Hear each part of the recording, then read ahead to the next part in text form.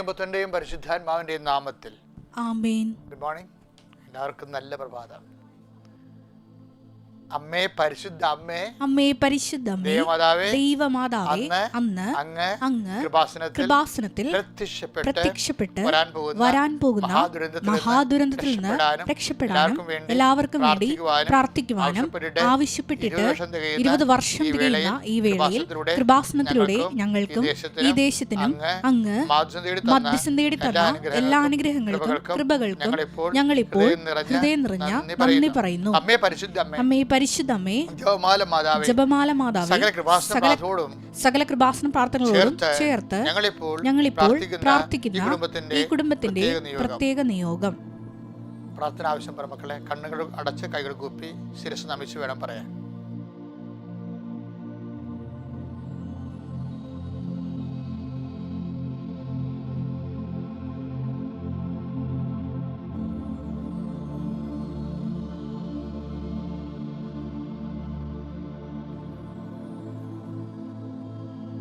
അമ്മയുടെ പ്രത്യക്ഷീകരണത്തിന്റെ ഈ ദ്വാദശക വേളയിൽ ഞങ്ങൾക്ക് സാധിച്ചു തരുവാൻ കനിയണമേ.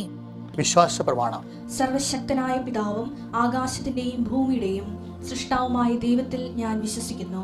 അവിടുത്തെ ഏകപുത്രനും ഞങ്ങളുടെ കർത്താവുമായ ഈശോ മിശിഹായിലും ഞാൻ വിശ്വസിക്കുന്നു. ഈ പുത്രൻ പരിശുദ്ധാത്മാവിനാൽ ഗർഭസ്ഥനായി കന്യകാമറിയത്തിൽ നിന്ന് പിറന്ന് പൊന്തിയോസ് പീലാത്തോസിന്റെ കാലത്ത് പീഡകൾ സഹിച്ച് കുരിശിൽ തറയ്ക്കപ്പെട്ട് മരിച്ച് അടക്കപ്പെട്ട് പാതാളങ്ങളിൽ ഇറങ്ങി മരിച്ചവരുടെ ഇടയിൽ നിന്ന് 3-ാം നാൾ ഉയർത്ത് സ്വർഗത്തിലേക്ക് എഴുന്നള്ളി സർവശക്തിയുള്ള പിതാവായ ദൈവത്തിന്റെ വലതുഭാഗത്തിരിക്കുന്നു. അവിടെ നിന്ന് ജീവിക്കുന്നവരെയും മരിച്ചവരെയും വിധിക്കുവാൻ വരുമെന്നും ഞാൻ വിശ്വസിക്കുന്നു. പരിശുദ്ധാത്മാവിലും ഞാൻ വിശ്വസിക്കുന്നു. വിശുദ്ധ കത്തോലിക്കാ സഭയിലും പുണ്യവാന്മാരുടെ ഐക്യത്തിലും പാപങ്ങളുടെ മോചനത്തിലും ശരീരത്തിന്റെ ഉയർപ്പിലും നിത്യമായ ജീവിതത്തിലും ഞാൻ വിശ്വസിക്കുന്നു. ആമേൻ. സുഖസ്ഥനായ ഞങ്ങളുടെ പിതാവേ, അങ്ങയുടെ നാമം പൂജിതമാകണമേ. അങ്ങയുടെ രാജ്യം വരണമേ. അങ്ങയുടെ തിരുമനസ് സ്വർഗത്തിലെ പോലെ ഭൂമിയിലുമാകണമേ. അന്നു വേണ്ടുന്ന ആഹാരം ഇന്ന് ഞങ്ങൾക്ക് തരണമേ. ഞങ്ങളോട് തെറ്റ് ചെയ്യുന്നവരോട് ഞങ്ങൾ ക്ഷമിക്കുന്നത് പോലെ ഞങ്ങളുടെ തെറ്റുകൾ ഞങ്ങളോടും ക്ഷമിക്കണമേ. ഞങ്ങളെ പ്രലോഭനത്തിൽ ഉൾപ്പെടുത്തരുതേ, തിന്മയിൽ ഞങ്ങൾ രക്ഷിക്കണമേ. ആമേൻ. നന്മ നിറഞ്ഞ മറിയമേ, സ്വസ്തി. കർത്താവ് അങ്ങയുടെ കൂടെ സ്ത്രീകളിൽ അങ്ങ് അനുഗ്രഹിക്കപ്പെട്ടവളാകുന്നു. അങ്ങയുടെ ഉദരത്തിൻ ഫലമായി ഈശോ അനുഗ്രഹിക്കപ്പെട്ടവനാകുന്നു. പരിശുദ്ധ മറിയമേ, തമ്പുരാന്റെ അമ്മേ, പാപികളായ ഞങ്ങൾക്ക് വേണ്ടി ഇപ്പോഴും ഞങ്ങളുടെ മരണസമയത്തും തമ്പുരാനോട് അപേക്ഷിക്കണമേ. ആമേൻ. എൻ്റെ പ്രിയപ്പെട്ടവരെ, നമ്മൾ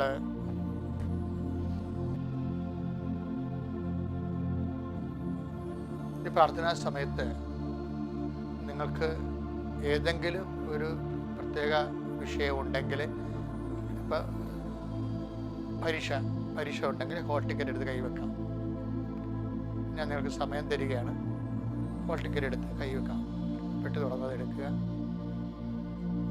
ഇനി പ്രമാണം അല്ലെങ്കിൽ ടാക്സ് അടക്കാൻ പോകുന്നവരുണ്ട്, ബാങ്കിൽ പോകുന്നവരുണ്ട്, പാസ്ബുക്ക് കയ്യിൽ വെക്കാം. ഈ പ്രാർത്ഥനാ സമയം എന്താണ് നിങ്ങൾ ചെയ്യാൻ പോകുന്ന അതിനോട് ബന്ധപ്പെട്ട വസ്തുക്കൾ ദൈവതിരുസന്നിധി ഉയർത്തി വെക്കാം. ഇനി അച്ഛൻ പ്രാർത്ഥിക്കുന്ന സമയത്ത് നിങ്ങൾ നിൽക്കുന്ന ഇടത്തെ കർത്താവ് അനുഗ്രഹിക്കും. നിങ്ങൾ വീട്ടിൽ തന്നെ ഒരു പീഡിയ കട തുടങ്ങണമെന്ന് വിചാരിച്ചു. ചിലർക്ക് അങ്ങനെ ഉണ്ടല്ലോ, വേറെ പീഡിയ കട വെക്കുമ്പോൾ വലിയ കാശൊക്കെ ആണ്. വീട്ടിൽ തന്നെ ഒരു മുറി സെറ്റ് ചെയ്ത് പീഡിയ കട, പാവപ്പെട്ടവരുടെ ജീവിതമാണ്. അപ്പോൾ അവർ അവിടെ പോയി നിൽക്കും. ഈ മൊബൈൽ എടുത്തുകൊണ്ട് ആ സ്ഥലത്ത് പോയി നിൽക്കണം, ആ മുറിക്ക് പോയി നിൽക്കണം. പുറത്താണെങ്കിൽ പുറത്ത്. നിങ്ങളുടെ നാൽക്കാലികൾക്ക് ഒരു രോഗമാണെന്ന് വിചാരിച്ചു, അപ്പോൾ നിങ്ങൾ തൊഴുത്തിൽ പോയി നിൽക്കണം. അതെടുത്ത് പ്രാർത്ഥിക്കും. എന്താണ് നമ്മൾ വിശ്വാസികളെ സംബന്ധിച്ചിടത്തോളം എല്ലാം ദൈവാധിഷ്ഠിതമാണ്. നമ്മൾ ദൈവാധീനം എന്ന് പറയത്തില്ല, ദൈവത്തിന് അധീനം. ദൈവാധീനം കൊണ്ട് രക്ഷപ്പെട്ടെന്ന് നമ്മൾ പറയുന്നത്. ദൈവം അതിന് നമ്മൾ നല്ല ഭാഷയിൽ സ്വർഗരാജ്യം എന്ന് പറയും. ദൈവത്തിൻ്റെ അധീനത എല്ലാം, ദൈവം സമസ്തവും അവൻ്റെ പാദത്തിൻ്റെ കീഴിലാക്കിയിരിക്കുന്നു എന്നുള്ള സത്യത്തെ അനുസ്മരിച്ചുകൊണ്ടാണ് നമ്മളുടെ ആ വിഷയത്തിന് മേൽ നമ്മൾ സമർപ്പിക്കുന്നത്. കർത്താവേ, നിന്റെ ഉന്നതമായ നാമത്തിന് സ്തോത്രം ചെയ്യുന്നു. കർത്താവേ, നിന്റെ വിശുദ്ധ പൗരോഹിത്യത്തെ നീ മഹത്വപ്പെടുത്തണം. 38 കൊല്ലം ഞാൻ അർപ്പിച്ച കുർബാനയുടെ യുഗതിയാൽ ഇപ്പോഴങ്ങയെ നാഥനും രക്ഷകനുമായി ഏറ്റുപറഞ്ഞുകൊണ്ട് പ്രാർത്ഥിക്കുന്ന ഓരോ മക്കളുടെ മേലും കർത്താവിൻ്റെ കണ്ണച്ചൊരിനെ പ്രാർത്ഥിക്കുന്നു. ഈശോ റോമാ 10:9 പ്രാർത്ഥിക്കുന്നു. യേശു കർത്താവാണെന്ന് അത്തരം കൊണ്ട് ഏറ്റുപറയുകയും ദൈവനെ മരിച്ചുയർപ്പിക്കുകയും ചെയ്യുന്നവൻ. കർത്താവെ, രക്ഷ എന്ന് പറയുന്ന ക്രിസ്തുവിനെ പ്രാപിച്ച എല്ലാ മക്കളെയും നീ ആ കൃപയിൽ വളർത്തണമെന്ന് പ്രാർത്ഥിക്കുന്നു. കർത്താവെ, കൃപാസനാമേ, പരിശുദ്ധമേ, ദേവമാതാവേ, കാലാവസ്ഥ വ്യതിയാനത്തിൻ്റെ ഭാഗമെന്ന് പറയുമ്പോൾ ആവശ്യമില്ലാത്ത സമയത്ത് നിനച്ചറിയാതിരിക്കും മഴയും പ്രകൃതിക്ഷോഭങ്ങളും ഉണ്ടാകും. അതിൻ്റെ പേരുണ്ടാകുന്ന വാഹന അപകടങ്ങൾ, എത്ര മനുഷ്യരെയാണ് കണ്ണീരാർത്തുന്നത്, എത്ര കുടുംബങ്ങളെയാണ് കണ്ണീരാർത്തുന്നത്. ഈ ദിവസങ്ങളിൽ മരണം സംഭവിച്ച വീടുകളെയെല്ലാം സ്വർഗ്ഗത്തിൽ പ്രാർത്ഥിക്കുന്നു. അവിടെ ബന്ധുക്കൾ സ്വന്തപ്പെട്ടെല്ലാം പിരിഞ്ഞു പോയിരിക്കുന്നു. അവരും അവരുടെ കണ്ണീരും മാത്രം ബാക്കിയായിരിക്കും. കർത്താവെ, നീ മാത്രം അവിടുന്ന് പോരല്ലേ എന്ന് കണ്ണീരോടെ പ്രാർത്ഥിക്കുന്നു. ആ ഭവനങ്ങളിൽ അങ്ങ് കർത്താവ് ശക്തിയായിട്ട് അവർ സാന്ത്വനപ്പെടുത്തി പ്രാർത്ഥിക്കുന്നു. നഷ്ടപ്പെടുമ്പോൾ കർത്താവ്, നഷ്ടപ്പെട്ടത് 1-2 പേർക്കായിരിക്കും ഈശ്വരി. 10,000 പേര് മരിപ്പിൽ വരുന്നുണ്ടെങ്കിലും നഷ്ടപ്പെട്ടത് 1-2 പേർക്കായിരിക്കും. അവരെ താങ്ങാനും നിലനിർത്താനും അങ്ങയ്ക്ക് മാത്രമേ കഴിയത്തുള്ളൂ. അവർ സംരക്ഷിക്കണമേ, സന്ധിക്കണമേ എന്ന് പ്രാർത്ഥിക്കുന്നു. കർത്താവിൻ്റെ കരുണ, കർത്താവിൻ്റെ ശക്തി, കർത്താവിൻ്റെ സ്നേഹം അവരെ താങ്ങി നിർത്തട്ടെ എന്ന് പ്രാർത്ഥിക്കുന്നു. കർത്താവെ, നിന്റെ വിശുദ്ധ പൗരോഹിത്യത്തെ മഹത്വപ്പെടുത്തണമേ. കർത്താവെ, അന്ധന് കാഴ്ച നൽകിയവനെ, കർത്താവെ, ചെകിടിന് കേൾവി നൽകിയവനെ, കർത്താവെ, ഊമന് സംഭാഷണം നൽകിയവനെ, മഹോരോശപ്പെടുത്തവനെ, തൽവാരോശപ്പെടുത്തവനെ, മനുഷ്യനെ ഏൽപ്പിച്ചവനെ, നിന്റെ തിരുനാമം പറയുന്ന കർത്താവെ, നിന്റെ മക്കളെ അങ്ങ് ശ്രദ്ധിക്കണമേ. നീ ഏത് ഭവനത്തിൽ ചെന്നാലും ആ ഭവനത്തിന് സമാധാന ആശംസകൾ കർത്താവെ. ഞാൻ ഈ പ്രാർത്ഥന കേൾക്കുന്ന ഓരോ കുടുംബത്തിൻ്റെ മേലും നിന്റെ നാമത്തിൽ സമാധാനം ആശംസിക്കുന്ന കർത്താവെ. ആ സമാധാനം മക്കൾക്ക് അനുവേദ്യമാക്കാൻ നിന്റെ വിശുദ്ധമായ രക്തത്താൽ അവിടെ ഹൃദയ കവാടങ്ങളെ അങ്ങ് സ്പർശിച്ചിട്ട് പ്രാർത്ഥിക്കുന്ന ഈശോയെ. അത് ഈജിപ്തിലെ ഭവനങ്ങളിലൂടെ സംഹാരദൂതൻ കടന്നു പോയപ്പോൾ പെസഹായിലൂടെ കടന്നു പോകുമ്പോഴേ കർത്താവെ, കുഞ്ഞാടിൻ്റെ രക്തത്തെ കൈമുക്കിയ വാതിൽപ്പടികളുടെ രക്തത്തിൻ്റെ മുദ്രകൾ കണ്ടപ്പോൾ അവരെ സ്പർശിക്കാതെ കടന്നുപോയ പോലെ കർത്താവേ, നിന്റെ കരുണ, നിന്റെ വിശുദ്ധമായ രക്തം മക്കളുടെ ഹൃദയത്തെ, ജീവിതത്തെ അങ്ങ് മുദ്ര വെക്കണമേ. സംഹാരം അവരെ കാണാതെ കണ്ട് കടന്നു പോകാൻ ഇടയാക്കണമേ.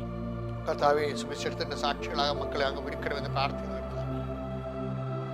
ഓരോ കാലം കൂടെ സങ്കീർണമാകുമ്പോൾ അമ്മേ, പരിശുദ്ധമ്മേ, ദേവമാതാവേ, മക്കളെ അല്ല അമ്മ വളർത്തിയതുപോലെ സുവിശേഷത്തിലെ ഞങ്ങളെ വളർത്തണം. സങ്കീർണമായ കാലത്തെ അതിജീവിക്കാൻ സങ്കീർണമായ ശക്തമായ ആധ്യാത്മിക അഭിഷേകത്താൽ അമ്മേ, അങ്ങയുടെ മക്കളെ സുവിശേഷത്തിൽ വളർത്തണം. നീ എങ്ങനെയാണോ ഉണ്ണീശയെ വളർത്തിയത്, എങ്ങനെയാണോ യേശുവിൻ്റെ കൂടെ രക്ഷാകരമായ എല്ലാ ദിനങ്ങളിലും നീ നടന്നു പോയത്, എങ്ങനെയാണോ ക്രിസ്തുവിൻ്റെ ദൗത്യം പൂർത്തിയാക്കാൻ നീ ക്രിസ്തുവിൻ്റെ ചൂട് നിന്നത്, അമ്മേ, നിന്നെ പോലെ ആരുമില്ല. ദൈവത്തിൻ്റെ കണ്ണ് നിങ്ങളെ ആവശ്യിക്കട്ടെ, ദൈവശക്തിനെ ആവശ്യിക്കട്ടെ. സർവോപരി കർത്താവെ, നിങ്ങളുടെ ഹൃദയത്തിൻ്റെ എല്ലാ ഭാരങ്ങളും യേശു ക്രിസ്തുവിൻ്റെ നാമം നീങ്ങി പോകട്ടെ.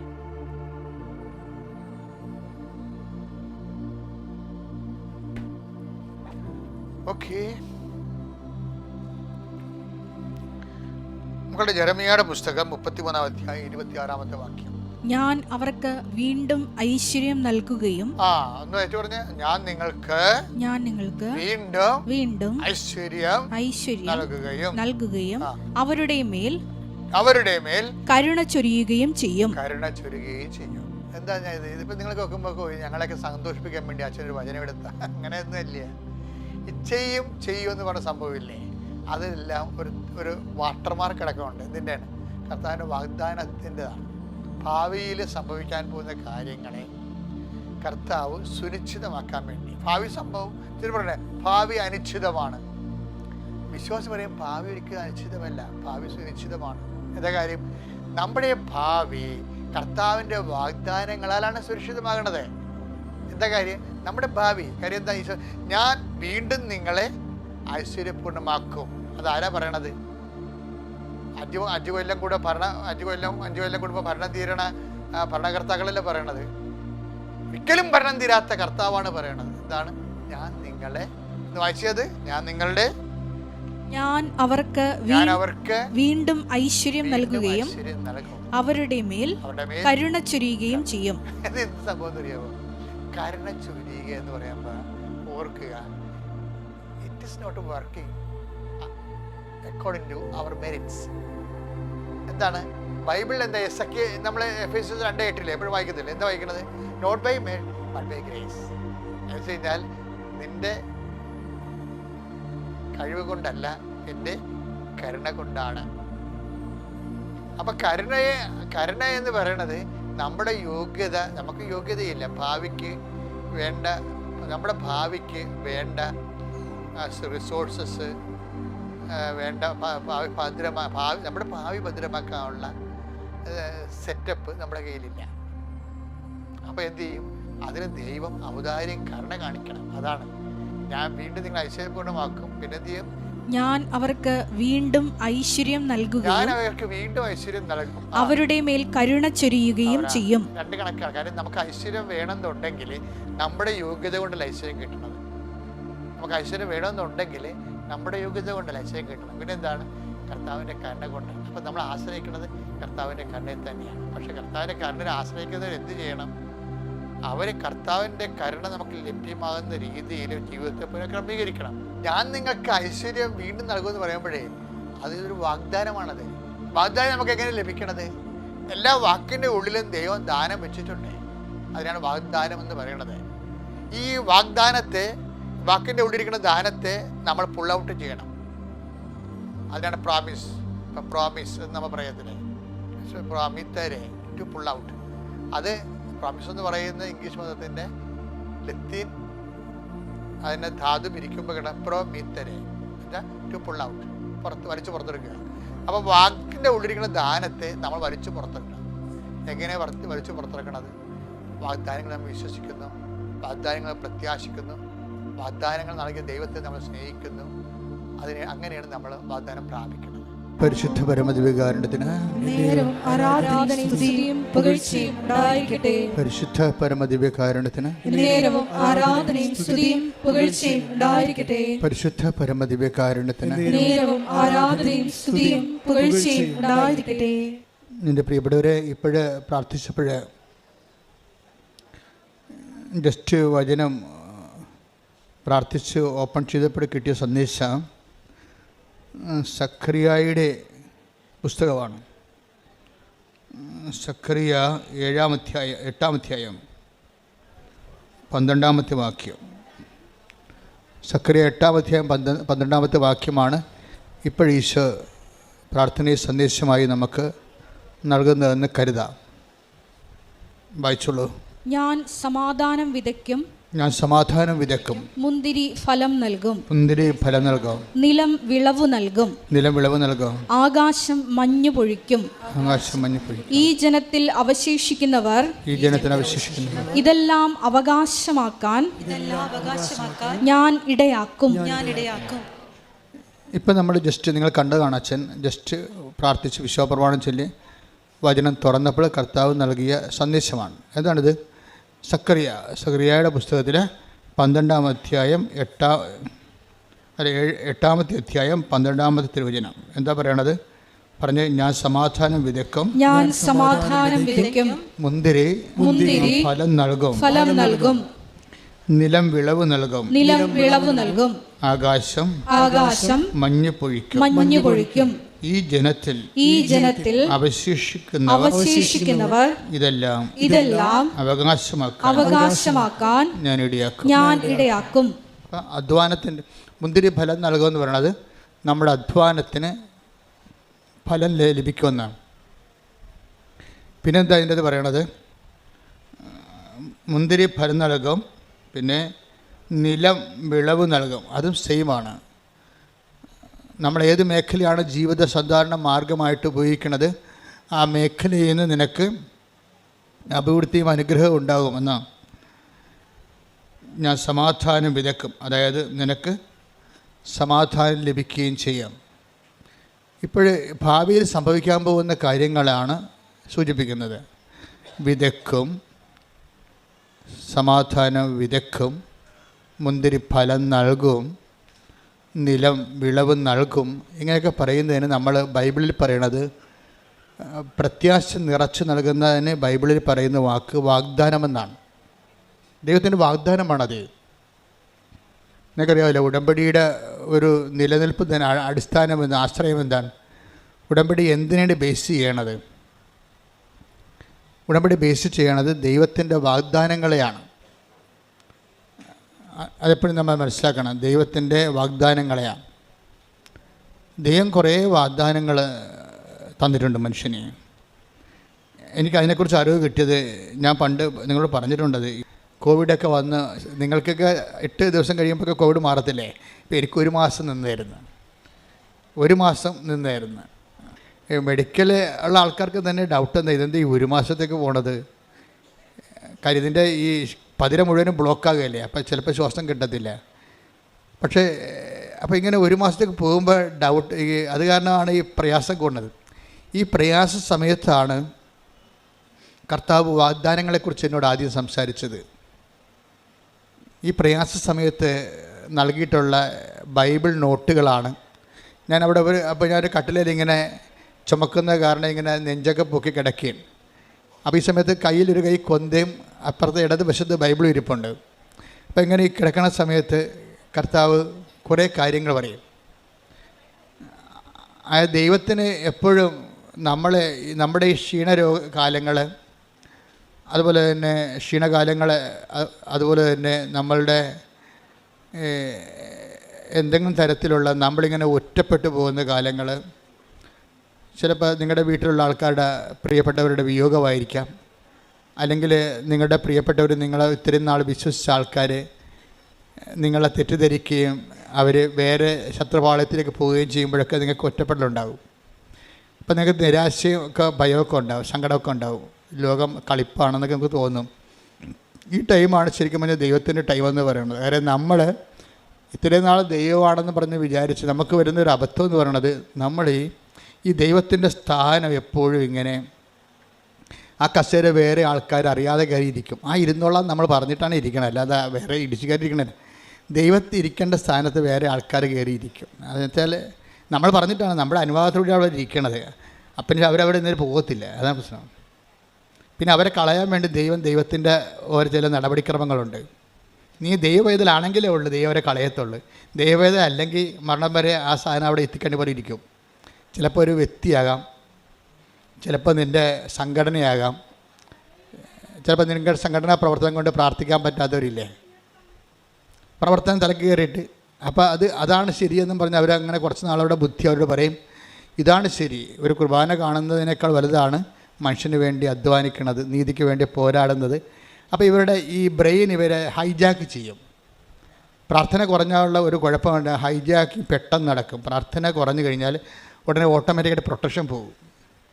എപ്പോഴും നമ്മൾ ശ്രദ്ധിക്കേണ്ട കാര്യമാണ്. നിങ്ങൾ പ്രാർത്ഥന എപ്പോഴും ഈശോ പറയും നിരന്തരം പ്രാർത്ഥിക്കണം എന്നൊക്കെ പറയത്തില്ലേ? അത് നിരന്തരം പ്രാർത്ഥിക്കണമെന്ന് പറയുന്നത് നിരന്തരം പ്രാർത്ഥിച്ച് വയറ്റിപ്പഴപ്പ് നടക്കണമെന്നല്ല പറയേണ്ട അർത്ഥം. നിരന്തരം പ്രാർത്ഥിച്ചാൽ നീ ദൈവത്തിൻ്റെ ഒരു പ്രൊട്ടക്ഷനിലാകും. അതും പ്രധാനപ്പെട്ട കാര്യമാണ്. നമ്മുടെ ജീവിതത്തിൽ എന്ത് സംഭവിക്കുന്നു എന്നല്ല പ്രശ്നം, whether we have protected or not. എന്ത് സംഭവിച്ചാലും സംരക്ഷണം കിട്ടിയില്ലെങ്കിൽ ഈ നമ്മൾ നേടിയ കാര്യങ്ങളെല്ലാം കർത്താവ് ചോദിക്കുന്ന ഒരു കാര്യമുണ്ട്, നീ നേടിയതെല്ലാം ആരുടേതാകുമെന്ന്. Take the word of God. നേടിയതെല്ലാം ആരുടേതാകും. ശ്രുതിക്കട്ടെ ഹല്ലേലൂയ.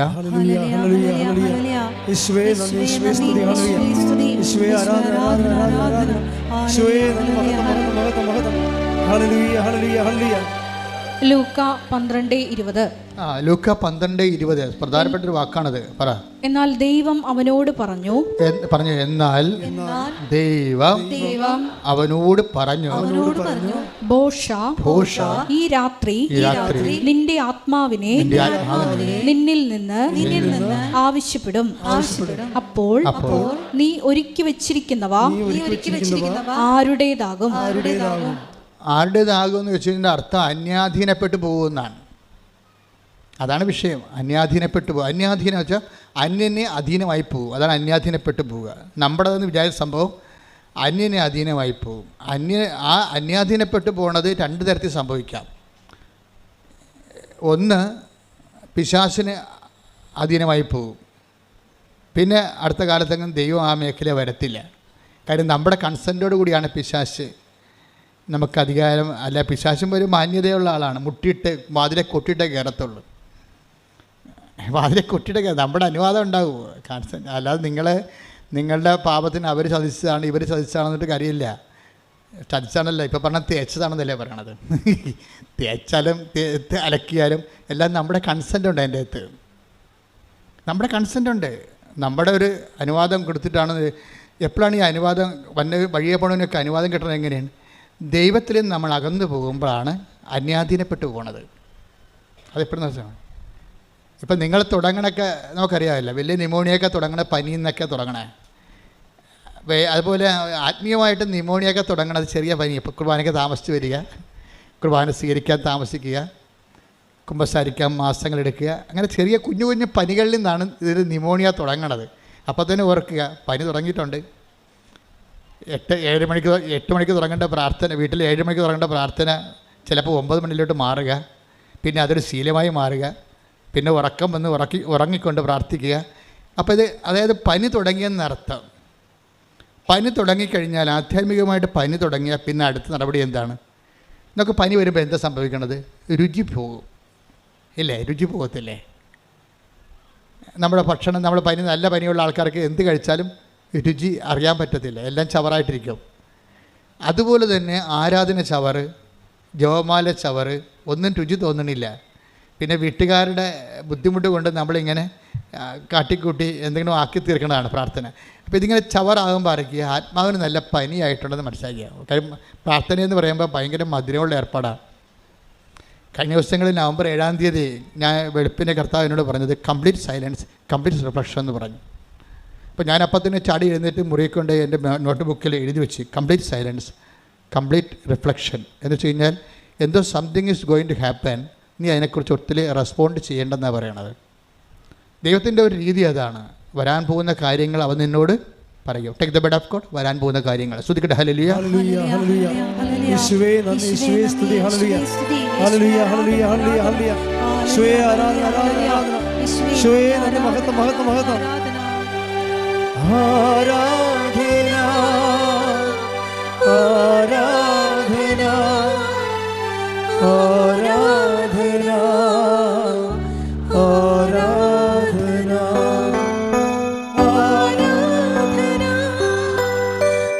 ആരാധന, ആരാധന, ആരാധന. യോഹന്നാൻ 16:14.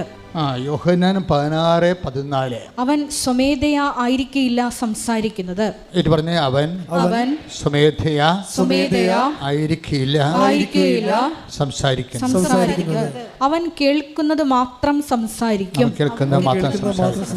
വരാനിരിക്കുന്ന കാര്യങ്ങൾ അവൻ നിങ്ങളെ അറിയിക്കും. അപ്പോൾ ഇത് അതായത് ഫ്യൂച്ചർ പ്രൊട്ടക്ഷൻ, വരാൻ പോകുന്ന കാര്യങ്ങളെക്കുറിച്ച് നമ്മൾക്ക് വാഗ്ദാനത്തിനുള്ള ഒരു ഗുണം ഇതാണ്. നിനക്ക് വാഗ്ദാനം പ്രാപിക്കാൻ പോകുമ്പോൾ വാഗ്ദാനം നൽകിയാൽ വാഗ്ദാനങ്ങളെ സംരക്ഷിക്കുകയും ചെയ്യും. വരാൻ പോകുന്ന കാര്യങ്ങളെ ദൈവം സംരക്ഷിക്കുകയും ചെയ്യും. അപ്പോൾ ഇതുപോലെ തന്നെയാണ് വരാൻ പോകുന്ന കാര്യങ്ങളെക്കുറിച്ച് നിനക്കൊരു നോട്ട് തരും ദൈവം. കാരണം ഏറ്റവും നല്ലത് ഉടമ്പടി തന്നെയാണ്. ഇപ്പോൾ ഞാൻ നിങ്ങളോട് പറഞ്ഞിട്ടില്ലേ, 48 വർഷമായി ഞാൻ ശരിക്കും ഈ സഭയിൽ ചേർന്നിട്ട്.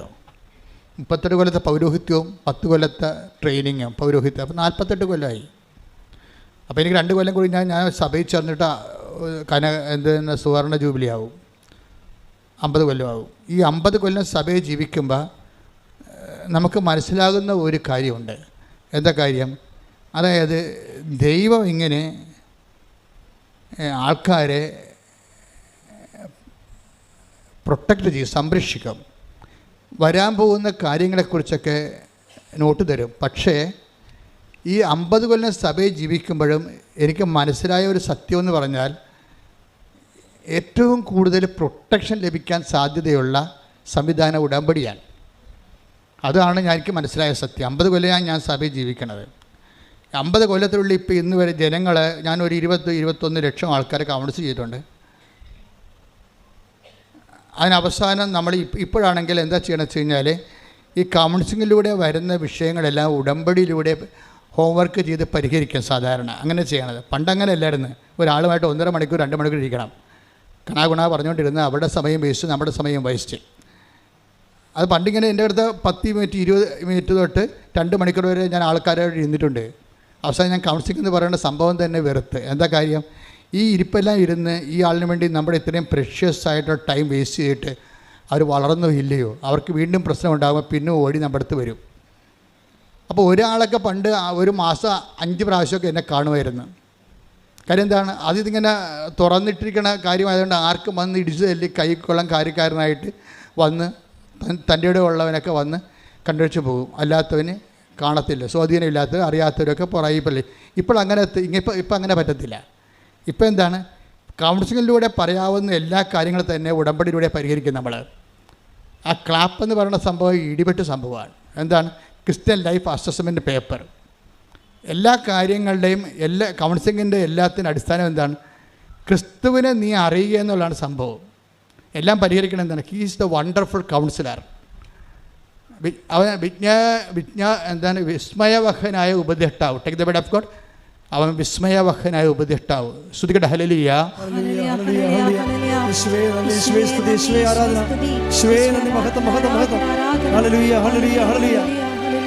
ഏശയ്യ 9:6. ഏശയ്യ 9:6. എന്തെന്നാൽ നമുക്ക് ഒരു ശിശു ജനിച്ചിരിക്കുന്നു, ഒരു ശിശു ജനിച്ചിരിക്കുന്ന, നമുക്ക് ഒരു പുത്രൻ നൽകപ്പെട്ടിരിക്കുന്നു, ആധിപത്യം അവന്റെ ചുമലിലായിരിക്കും. വിസ്മയനായ ഉപദേഷ്ടാവ്, ശക്തനായ ദൈവം, നിത്യനായ പിതാവ്, സമാധാനത്തിന്റെ രാജാവ് എന്ന് അവൻ വിളിക്കപ്പെടും. God is the wonderful councillor. പിതാവായ ദൈവ സങ്കീർത്തനങ്ങളെല്ലാം പറയണത് God is the wonderful councillor എന്നാണ്. ദൈവമാണ് ഏറ്റവും വിസ്മയവഹന ഉപദേഷ്ടാവ്. പിന്നീട് ഈ ഉപദേശത്തിൻ്റെ സാന്ത്വനങ്ങളിലേക്ക് വചനം മാംസമാക്കിക്കൊണ്ട് ക്രിസ്തുവിനെ ദൈവം അവതരിപ്പിക്കും. അപ്പോൾ ക്രിസ്തുവിനെയാണ് പിന്നെ ഐസയ്യ 9:6 പറയണത്. നമുക്കൊരു ശിശു ജനിച്ചിരിക്കുന്നു. അവൻ ആരാണ്? അവൻ വിസ്മയവഹനായ ഉപദേഷ്ടാവ്. അപ്പോൾ ക്രിസ്തു ആരാണ്? കൗൺസിലറാണ്. അപ്പോൾ ഏറ്റവും വലിയ കൗൺസിലർ ആരാണ്? ക്രിസ്തുവാണ്. ഉടമ്പടി ലക്ഷ്യം വെക്കണത് ഈ ക്രിസ്തുവിനെ എങ്ങനെ ഇന്നാക്കാൻ പറ്റും അല്ലേ? ആൾക്കാരെ ഈ ക്രിസ്ത്യാനികളെ എന്താ വിളിക്കണം? ക്രൈസ്റ്റ് ഇൻ അല്ലേ? ക്രിസ്ത്യാനിയെ വിളിക്കണത് എന്താണ്? Christ in. ക്രിസ്തു അകത്തുള്ളവൻ. ഈ ക്രിസ്തുവിനെ എങ്ങനെയാണ്, ഏത് ഫോർമുല ഉപയോഗിച്ചാണ് ഒരു വ്യക്തിയുടെ ജീവിതത്തിലോട്ട് കയറ്റാൻ പറ്റണതെന്നാണ് ആധ്യാത്മികമായ അന്വേഷണം. എൻ്റെ 50 കൊല്ലത്തെ അന്വേഷണമാണ്. അങ്ങനെയാണ് ദൈവം നമുക്ക് ഉടമ്പടി വെളിപ്പെടുത്തി തരണത്. ഉടമ്പടിയിലേക്ക് വരുമ്പോൾ എന്താ പറയണത്? എല്ലാ വാഗ്ദാനങ്ങളും ക്രിസ്തുവിലെ അതേ തന്നെയാണ്. നമുക്കറിയാമല്ലോ, ഇപ്പോൾ കോവിഡ് പിടിച്ച് ഞാൻ കിടന്ന കാലത്തെ ദൈവം വാഗ്ദാനങ്ങളെക്കുറിച്ച് സംസാരിച്ചപ്പോൾ 8855 വാഗ്ദാനങ്ങളെന്നും ഒരു ബൈബിളിൻ്റെ ഒരു സെക്ഷനിൽ പറയണത്, ഒരു ലെവലിൽ ദൈവശാസ്ത്രജ്ഞന്മാർക്ക് ബൈബിൾ തിയോളജിയൻസിന് 2 കോൺസെപ്റ്റാണ് ഉള്ളത് വാഗ്ദാനങ്ങളെക്കുറിച്ച്. അപ്പോൾ ഒരു പറ്റം ദൈവശാസ്ത്രജ്ഞന്മാർ പറയണത് ദൈവവചനത്തിൽ 8855 വാഗ്ദാനങ്ങളുണ്ടെന്നാണ്. മറ്റൊരു പറ്റം ദൈവശാസ്ത്രജ്ഞന്മാർ പറയണത് 8885 വാഗ്ദാനങ്ങളുള്ളതാണ്. അപ്പോൾ ഈ വാഗ്ദാനങ്ങളാണ് മനുഷ്യൻ്റെ.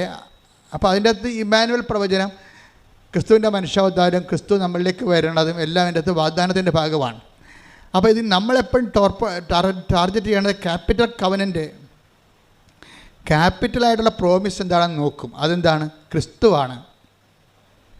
എല്ലാ 8855 വാഗ്ദാനങ്ങളുണ്ടെങ്കിൽ ഈ 8855 വാഗ്ദാനങ്ങൾ ഒരു മനുഷ്യൻ പ്രാപിക്കാൻ പറ്റിയ ഷോർട്ട് കട്ട് എന്താണ്? ക്രിസ്തുവാണ്.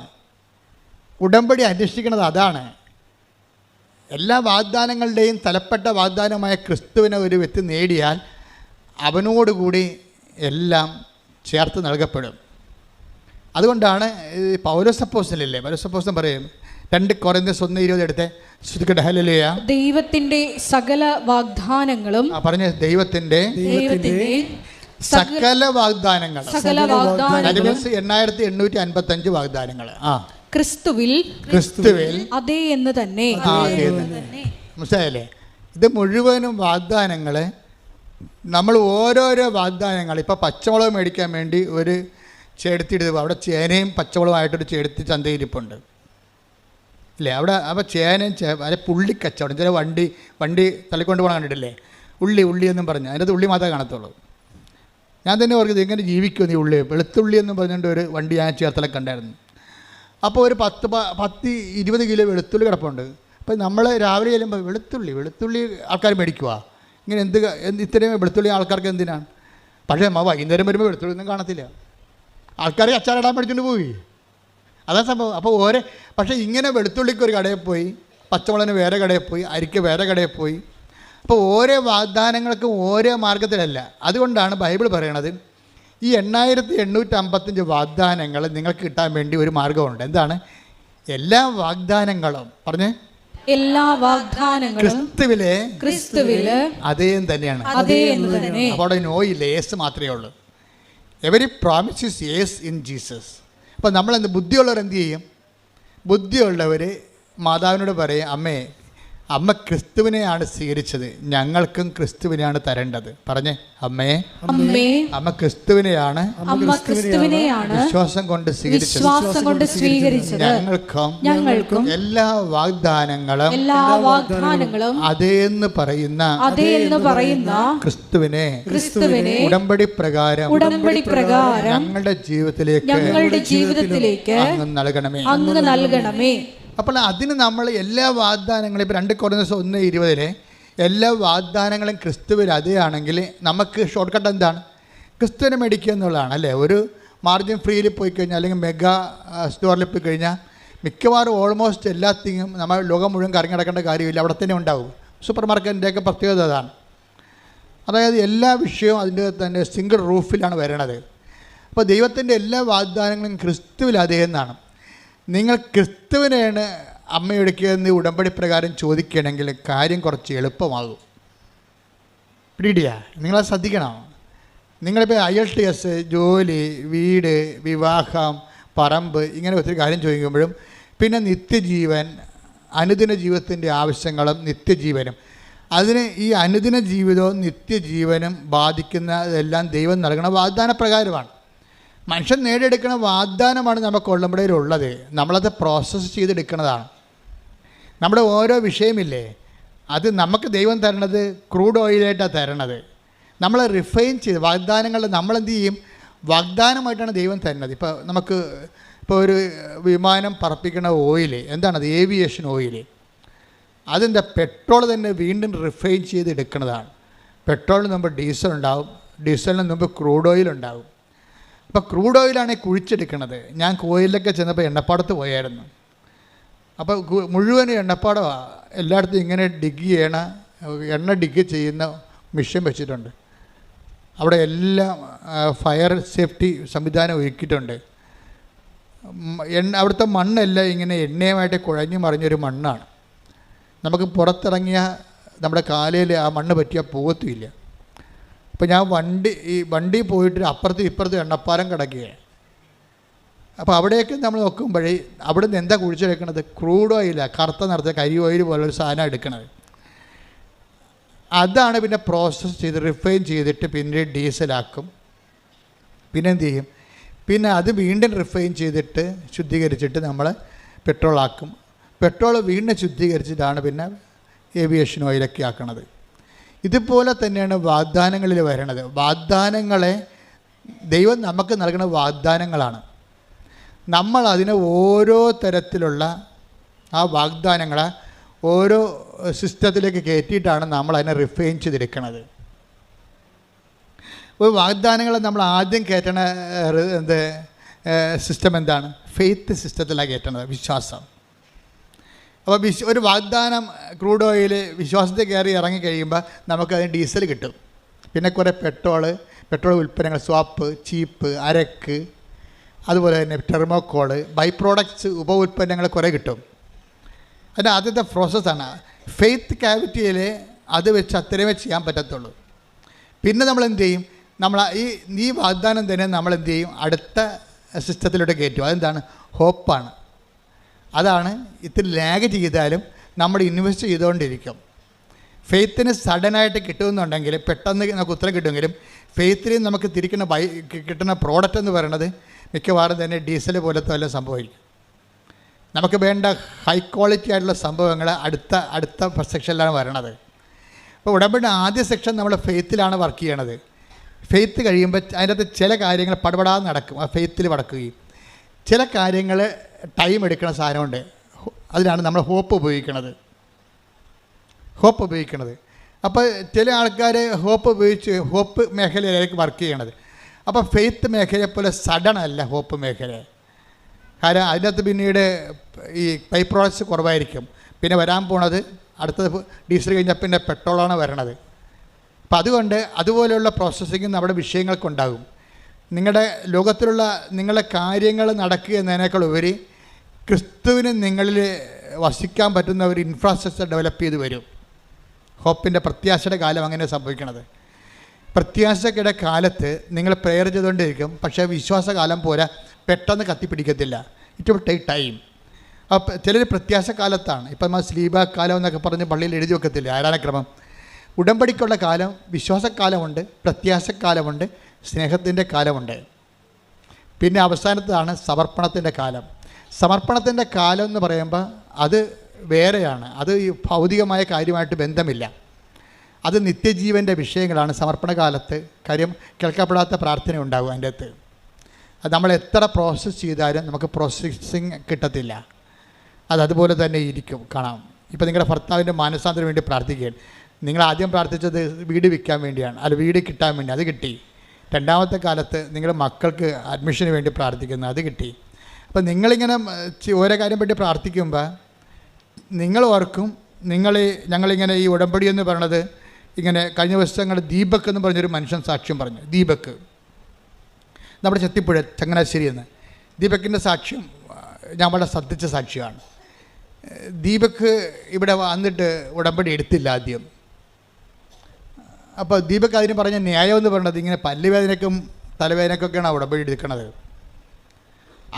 അങ്ങനെ എടുക്കുന്ന ഒരു പ്രാർത്ഥന എനിക്ക് ആവശ്യമില്ലെന്നാണ് ദീപക് പറഞ്ഞത്. ദീപക് ഉടമ്പടി എടുക്കാൻ പോയി.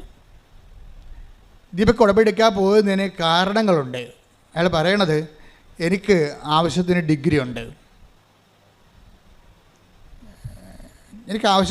ഉണ്ട്, പിന്നെ എന്താ ഉള്ളത്, എനിക്ക് ആവശ്യത്തിന് ആരോഗ്യമുണ്ട്. അതൊക്കെ ശരിയാണ്, അയാളെ കണ്ടാൽ പറയാം നല്ല ആരോഗ്യമുള്ള മനുഷ്യനാണ്. പിന്നെന്താ, എനിക്ക് നല്ല സൗന്ദര്യമുണ്ട്, നല്ല പേഴ്സണാലിറ്റി ഉണ്ട്. അപ്പോൾ എനിക്കിപ്പോൾ ഇതിനു വേണ്ടി ഉടമ്പടി എടുത്തിട്ടൊന്നും കാണിക്കാനില്ല. അതാണ് ദീപക് തിരിച്ചു പോയത്. കാര്യം എന്താ, എനിക്ക് ആവശ്യത്തിന് എക്സ്പീരിയൻസ് ഉണ്ട് എൻ്റെ പ്രൊഫഷനിലെ. പിന്നെ എനിക്ക് ആവശ്യത്തിന് ആരോഗ്യമുണ്ട്, ആവശ്യത്തിന് പേഴ്സണാലിറ്റി ഉണ്ട്, ആര് കണ്ടാലും അക്സെപ്റ്റ് ചെയ്യണ ഒരു പേഴ്സണാലിറ്റി ഉണ്ട്. അപ്പോൾ എനിക്കിതൊക്കെ മതി. പിന്നെ കുറച്ച് ഹാർഡ് വർക്ക്, നമുക്ക് കുറച്ച് നമ്മളൊന്ന് ട്രൈ ചെയ്താൽ മതി, അതൊക്കെ ഓട്ടോമാറ്റിക്കായിട്ട് നടക്കും. അതിനുവേണ്ടി പ്രത്യേകിച്ച് ഉടമ്പടിയൊന്നും എടുക്കേണ്ട കാര്യമില്ല. അപ്പോൾ അയാൾക്ക് നല്ല കോൺഫിഡൻസാണ്. എന്തിൽ? അയാളുടെ കപ്പാസിറ്റിയിലുള്ള കോൺഫിഡൻസ് ഭയങ്കരമാണ്. വിദ്യാഭ്യാസം ആവശ്യത്തിനുണ്ട്, ജോബ് എക്സ്പീരിയൻസ് ഉണ്ട്, പിന്നെന്താ ഉള്ളത്, നല്ല ആരോഗ്യമുണ്ട്, 10 മനുഷ്യർ കണ്ട തെറ്റ് പറയാത്ത സൗന്ദര്യമുണ്ട്, പേഴ്സണാലിറ്റി. അപ്പോൾ ഇതൊക്കെ നമ്മളൊന്ന് മനസ്സ് വെച്ചാൽ മതി, എല്ലാം നടക്കും എന്നാണ് ദീപക് 13 കൊല്ലം വിചാരിച്ചുകൊണ്ടിരുന്നത്. 13 കൊല്ലം ദീപക് ജീവിത പ്രശ്നങ്ങളെ സമീപിച്ച രീതി എന്താണ്? ഞാൻ ഓക്കെയാണ്, എനിക്ക് ആവശ്യത്തിന് പറഞ്ഞ എല്ലാ ഡിമാൻഡ്സും സാറ്റിസ്ഫൈ ചെയ്യാനുള്ള ഭൗതിക സാഹചര്യമുണ്ട്, ഞാനൊന്ന് മനസ്സ് വെച്ചാൽ മതി, അത്രയേ ഉള്ളൂ. പക്ഷേ ദീപക് പറയണത്, ഞാനിങ്ങനെ മനസ്സ് വെച്ചിട്ടും എനിക്കൊരു പ്രൊമോഷൻ ആകണില്ല. എനിക്ക് കിട്ടിയ മിനിമം ശമ്പളത്തിലൊരു ജോലി ഞാൻ ചെയ്തുകൊണ്ട് അങ്ങനെ പോവുകയാണ്. അതിൽ നിന്ന് എനിക്ക് എൻ്റെ കപ്പാസിറ്റി അനുസരിച്ച് അതിൻ്റെ ഇരട്ടി ശമ്പളം കിട്ടാനുള്ള പ്രൊമോഷൻ കിട്ടേണ്ടതാണ്. പക്ഷേ 13 ഞാൻ കിട്ടും, ഇപ്പം കിട്ടും, നാളെ കിട്ടുമെന്നും പറഞ്ഞുകൊണ്ട് ഞാൻ എൻ്റെ ആരോഗ്യത്തിലും സൗന്ദര്യത്തിലും എൻ്റെ സർട്ടിഫിക്കറ്റിലും ഒക്കെ വിശ്വസിച്ചുകൊണ്ട് ഞാനിങ്ങനെ 13 കൊല്ലം എൻ്റെ അത് തളയിരിക്കും. പിന്നീട് 13ാമത്തെ കൊല്ലം എനിക്ക് മനസ്സിലായി, ഞാൻ വൈഫിൻ്റെ കൂടെ ഇവിടെ വന്നതാണ്. അപ്പോൾ എനിക്ക് മനസ്സിലായി, ഇവിടെ ആൾക്കാർക്ക് ഉടമ്പടി എടുത്ത് സാക്ഷ്യം പറയണതൊക്കെ ഇങ്ങനെ ഓരോരോ കാര്യത്തിന് ഉടമ്പടി എടുക്കേണ്ട കാര്യമില്ല. ആ സാക്ഷ്യമൊക്കെ കേട്ടപ്പോൾ അയാൾക്ക് അങ്ങനെ ഇഷ്ടപ്പെട്ടില്ല. കാര്യം മനുഷ്യന്മാരൊക്കെ ഓരോ സാക്ഷ്യം പറയണത് അയാളേക്കാൾ ക്വാളിറ്റി കുറഞ്ഞ മനുഷ്യരാണ്. അതാണ് പുള്ളി നോക്കണത്. അയാളേക്കാൾ ക്വാളിറ്റി കുറഞ്ഞ ആൾക്കാർ അവരുടെ കുറച്ച് ഭൗതിക കാര്യങ്ങൾക്ക് വേണ്ടി ഏതാണ്ടൊക്കെ എഴുതിയിട്ട് പ്രാർത്ഥിക്കണം, എന്ത് പരിപാടിയാണ്, ഇതൊന്നും എനിക്ക് ആവശ്യമില്ല എന്നുള്ളതാണ് ദീപകിൻ്റെ ഇവിടെ വന്നപ്പോൾ കിട്ടിയ ഒരു അസസ്മെൻ്റ്. അതാണ് അതിന് അദ്ദേഹം 2 പ്രാവശ്യം ഉടമ്പടി എടുക്കാൻ പോയി. പക്ഷേ ലൈഫിനാണെങ്കിൽ ഒരു മാറ്റമില്ല. തൻ്റെ പഴയ ജോലിയും ആ മിനിമം ശമ്പളവും ഒക്കെ ആയിട്ട് ജീവിക്കുന്നു. പക്ഷേ കുഞ്ഞുങ്ങളൊക്കെ വളർന്നു വരണ കാരണം കൂടുതൽ ഫൈനാൻസ് സാമ്പത്തികം വേണം. പക്ഷേ അതായിരിക്കും മുടക്കാൻ പറ്റണില്ല. തൻ്റെ കഴിവനുസരിച്ച് ജോലി കിട്ടണില്ല, അതിൻ്റെ പറ്റിയ ഉയർന്ന ജോലി കിട്ടണില്ല. എല്ലാ ഇൻ്റർവ്യൂവിനും പോകും, അവർ ഓക്കെ ആണെന്ന് പറയും, പക്ഷേ ജോലി കിട്ടത്തില്ല. എന്നിട്ട് പഴയ ജോലി തന്നെ കണ്ടിന്യൂ ചെയ്യും. അങ്ങനെ 13 വർഷം കഴിഞ്ഞപ്പോഴാണ് പുള്ളിക്ക് തോന്നി ഇനിയിപ്പോൾ എൻ്റെ കയ്യിൽ നിന്ന് പോയല്ലോ എന്ന് വിചാരിച്ചു. അതാണ് വിഷയം. ഉടമ്പടിയിലോട്ട് മനുഷ്യൻ വരണ ഒരു ടൈമെന്ന് പറയണത് ജീവിതം നമ്മുടെ കയ്യിൽ നിന്ന് പോകണം പോലെ നമുക്ക് തോന്നണം. നിങ്ങൾക്ക് പലപ്പോഴും അങ്ങനെ തോന്നിയല്ല ഉടമ്പടി എടുത്തിരിക്കണത്. നിങ്ങളുടെ കൂട്ടുകാരത്തി ഉടമ്പടി എടുക്കാൻ പോയപ്പോൾ എന്നാൽ ഞാനും വന്നെന്ന് പറയും. എനിക്ക് ഒറ്റയ്ക്ക് പോകാൻ കഴിയല്ലേ, ഞാൻ പല ദിവസമായിട്ട് ഉടമ്പടി എടുക്കണം വിചാരിച്ചതാണ്, അപ്പോൾ നീ ഇപ്പോൾ പോകണ്ടല്ല എന്ന് ഞാനും വന്നു. എന്നിട്ട് ഒന്ന് ആലപ്പുഴ വരികയും ചെയ്യാം, പറ്റുമെങ്കിൽ ഒന്ന് ബീച്ചിൽ പോവുകയും ചെയ്യാം, അല്ലെങ്കിൽ ഉടമ്പടി എടുത്ത്. അപ്പോൾ അവർ തർക്കിക്കണ ഇതാണ്, ആദ്യം ഹൗസ് ബോട്ടിൽ പോയിച്ചും അത് ഉടമ്പടി എടുക്കണം, അത് ഉടമ്പടി എടുത്തിട്ട് ഹൗസ് ബോട്ടിൽ പോകണം. അതാണ് പ്രശ്നം. വേറെ പ്രശ്നങ്ങളൊന്നുമില്ല പാവത്തുങ്ങൾക്ക്. അതും തർക്കിച്ചുകൊണ്ടാണ് വരുന്നത്. അപ്പോൾ ചിലർ പറയും നമ്മൾ ഹൗസ് ബോട്ടിൽ പോയിച്ച് വരുമ്പോൾ ഉടമ്പടി തീർന്നാലും എന്ത് ചെയ്യും, എന്നാൽ പിന്നെ അപ്പോൾ പറയും എന്നാൽ പിന്നെ നമ്മൾ ഉടമ്പടി എടുത്തിട്ട് ഹൗസ് ബോട്ടിൽ ചെല്ലാം. അപ്പോൾ ഉടമ്പടി എടുത്തിട്ട് ഉടമ്പടിക്ക് എത്ര ദിവസം നേരം വേണം, അത് 4 മണിക്കൂർ വേണം. അപ്പോൾ അപ്പോൾ ഇത് 4 ഇവിടെ, പിന്നെ 1 മണിക്കൂർ ആകുമ്പോൾ 5 മണിക്കൂർ നടന്ന് അവിടെ ചെല്ലുമ്പോൾ 1 മണിക്കൂർ. അപ്പോൾ നമ്മൾ കൊടുക്കേണ്ടത് 7,000 രൂപ. 7,000 രൂപയ്ക്ക് എത്ര മണിക്കൂർ നമുക്ക് 5 മണിക്ക് ഇറങ്ങണ്ടേ? അപ്പോൾ അത് നഷ്ടമാണല്ലേ. അപ്പോൾ ഉടമ്പടിയെക്കുറിച്ചല്ല ചിന്തിക്കണത് എന്താണ്, ഹൗസ് ബോട്ടിൽ നമ്മൾ താമസിച്ചത് 4 മണിക്കൂറിൽ നമ്മൾ 8,000 രൂപ കൊടുക്കണ്ടേ എന്നാണ് ചിന്തിക്കണത്. ഇങ്ങനെ ഉടമ്പടി എടുക്കണവർ ഉണ്ട്, ഇല്ലെന്നല്ല, ഉണ്ട്. അപ്പോൾ ഒരു ടൈം പാസിന് അകവും കാണാം, താളിയും പറിക്കാം, ആലപ്പുഴയും പോകാം, ഉടമ്പടി എടുക്കാം, ഹൗസ് ബോട്ടിൽ പോകാം. അങ്ങനെ വന്നവരാണ് ഈ പണി മേടിക്കുന്നത്. ജീവിതത്തിൽ പെട്ടുപോയി ജീവിതം കയ്യിൽ നിന്ന് പോയെന്ന് ചിന്തിക്കുന്ന ആൾക്കാരില്ലേ, അവർ ഉടമ്പടി എടുത്ത് അതിൻ്റെ അകത്ത് കൊണ്ട് സ്റ്റിക്ക് ഓൺ ചെയ്യും. കാര്യം അവർക്ക് വേറെ ഓപ്ഷൻ ഇല്ല. അവർ ടൈം പാസിന് ഉടമ്പടി എടുത്തിരിക്കണമല്ല. അവരുടെ ജീവിതം ഇനി മുന്നോട്ട് പോകണമെങ്കിൽ ദൈവം ഇടപെടണം. കാര്യം അവർ നോക്കിയിട്ട് ആരോഗ്യമുണ്ട്, പക്ഷേ അത് വർക്കൗട്ട് ചെയ്യണില്ല. അവർക്ക് പേഴ്സണാലിറ്റി ഉണ്ട്, പക്ഷേ വർക്കൗട്ട് ചെയ്യണില്ല. 13 വർഷമായിട്ട് വർക്കൗട്ട് ചെയ്യണില്ല. നല്ല പ്രൊഫഷനുണ്ട്, അല്ല നല്ല ശമ്പളം, നല്ല സർട്ടിഫിക്കറ്റ് ഉണ്ട്, പക്ഷേ വർക്കൗട്ട് ചെയ്യണില്ല. ഇങ്ങനെ ഇതൊന്നും നടപടിയിൽ വരാത്തപ്പോഴാണ് ആൾക്കാർ ഉടമ്പടി എടുക്കുന്നത്. പക്ഷേ ഉടമ്പടി എടുക്കുമ്പോൾ ഉണ്ടാകുന്ന പ്രശ്നം എന്ന് പറയണത് ഇത് ബൈലാറ്ററൽ എഗ്രിമെൻ്റ് അല്ലേ. ഇപ്പോൾ ദീപക് എന്താ സംഭവിച്ചത്, ദീപക് ഉടമ്പടി എടുത്ത് ജീവിതം കയ്യിൽ നിന്ന് പോയെന്ന് കണ്ടപ്പോൾ പുള്ളിക്കാരൻ ഉടമ്പടി എടുത്തിട്ട് എന്ത് ചെയ്ത്, ആ ഉടമ്പടി പത്രവും ആ ഉടമ്പടി തിരിയും കാശുരൂപവും ഉപ്പും തൈലും എല്ലാം കൊണ്ടുപോയി പുള്ളി പെട്ടി വെച്ച് പൂട്ടി. എന്നിട്ട് കൂട്ടുകാരൻ്റെ കല്യാണത്തിന് പോയി. പിന്നെ ചെയ്യാമെന്നും പറഞ്ഞു. അതാണ് സംഭവം. അപ്പം തന്നെ ഒരു തീരുമാനമാകും ഉടമ്പടിക്ക്. മനസ്സിലായില്ലേ? ഇതാണ് എല്ലാവർക്കും എൻ്റെ അബദ്ധം. അതാണേ ദീപക് ചെയ്തിരിക്കണത്. ഇത് അപ്പോഴതിൻ്റെ അർത്ഥം വെച്ച് കഴിഞ്ഞാൽ ഇത് വർക്കൗട്ട് ചെയ്യുമായിരിക്കും, ചെയ്താൽ കൊള്ളാം, എന്നാൽ വരട്ടെ, നമുക്ക് എല്ലാം ഒന്ന് സെറ്റ് ചെയ്തിട്ട് പതുക്കെ തുടങ്ങാം എന്നൊക്കെ പറഞ്ഞുകൊണ്ട് നമ്മളീ പതുക്കെ തുടങ്ങാമെന്ന് വെച്ച് കഴിഞ്ഞാൽ ഉടമ്പടിയിൽ ദൈവത്തിൻ്റെ ഒരു കാര്യവും പതുക്കെ നടക്കത്തില്ല. അത് എപ്പോഴും നമ്മൾ ഓർത്തേക്കണം. ഒന്നാമത് മരിയൻ സ്പിരിച്വാലിറ്റി എന്ന് പറയണത് ദൈവവചനം കേട്ടാൽ അപ്പം തന്നെ സാംസൺ എന്താ ചെയ്യുക, ഫിലിസ്ത്യന്മാരുടെ പാളയത്തിലേക്ക് കുറുക്കന്മാരെ എടുത്തിട്ട് 100 കുറുക്കന്മാരെ എടുത്തിട്ട് കുറുക്കന്മാരുടെ വാലയിൽ പഴന്തുണി കെട്ടിയിട്ട് എണ്ണ ഒഴിച്ചത്. എന്നിട്ട് കുറുക്കന്മാരുടെ വാലയിൽ 100 കുറുക്കന്മാരുടെ വാലിൽ പഴന്തുണി ചുറ്റിയിട്ട് എണ്ണ ഒഴിച്ചിട്ട് അത് കത്തിച്ച്. അപ്പോൾ വാലിന് തീ പിടിച്ച കുറുക്കന്മാർ റോക്കറ്റ് പോലെ ഇടിച്ച് പന്തം പോലെ ഫിലിസ്ത്യൻ പാളയത്തിലേക്ക് ഇടിച്ച് കയറി അത് മൊത്തം കത്തിച്ച് കളഞ്ഞു. അതാണ് ഉടമ്പടിയുടെ സ്പീഡ് എന്ന് പറയണത്. ദൈവസ്നേഹം കൊണ്ട് വാലിൽ തീ പിടിക്കണം. അല്ല നനഞ്ഞിരുന്ന ഇത് കൂട്ടുകാരുടെ കല്യാണം കഴിയട്ടെ, അത് കഴിയുമ്പോൾ മകനെയും കൊണ്ട് അഡ്മിഷന് പോകണം, അതും കഴിയട്ടെ, എല്ലാം കഴിഞ്ഞിട്ട് നമുക്ക് ഉടമ്പടിയിലേക്ക് വരാമെന്ന് പറഞ്ഞാൽ ഇത് നിങ്ങൾ വരുമായിരിക്കും, പക്ഷേ ഉടമ്പടി വർക്കൗട്ട് ചെയ്യത്തില്ല. കാര്യം ഉടമ്പടിയുടെ പ്രശ്നം ആൻഡ് ഇമ്മീഡിയറ്റ്ലി എന്നാണ് ബൈബിൾ എപ്പോഴും നിൽക്കണം. മാർക്കോസിൻ്റെ ഒക്കെ സുവിശേഷം നിൽക്കുമ്പോൾ അതിനൊരു മിനിമം സ്പീഡുണ്ട്. ഈശോയുടെ എല്ലാ ആക്ഷനും ഒരു അമ്മയുടെയും ഈശോൻ്റെ ആക്ഷൻ എല്ലാം. ഇപ്പം അമ്മ തന്നെ തിടുക്കത്തിപ്പോയി എലിസബത്തിനെ കാണാൻ പറഞ്ഞപ്പോൾ എന്താ ഒന്ന് take the blood of God, ശ്രുതികട hallelujah hallelujah hallelujah hallelujah hallelujah. യേശുവേ നന്ദി, യേശുവേ സ്തുതി, യേശുവേ ആരാധന ആരാധന ആരാധന ആരാധന. ലൂക്ക 1:39.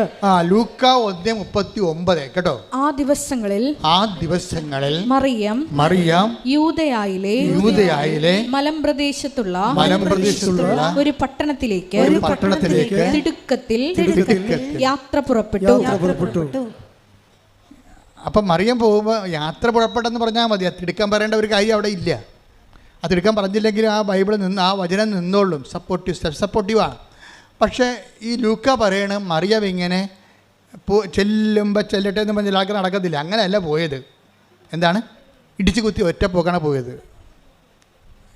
അതായത് റോക്കറ്റ് സ്പീഡാണ്.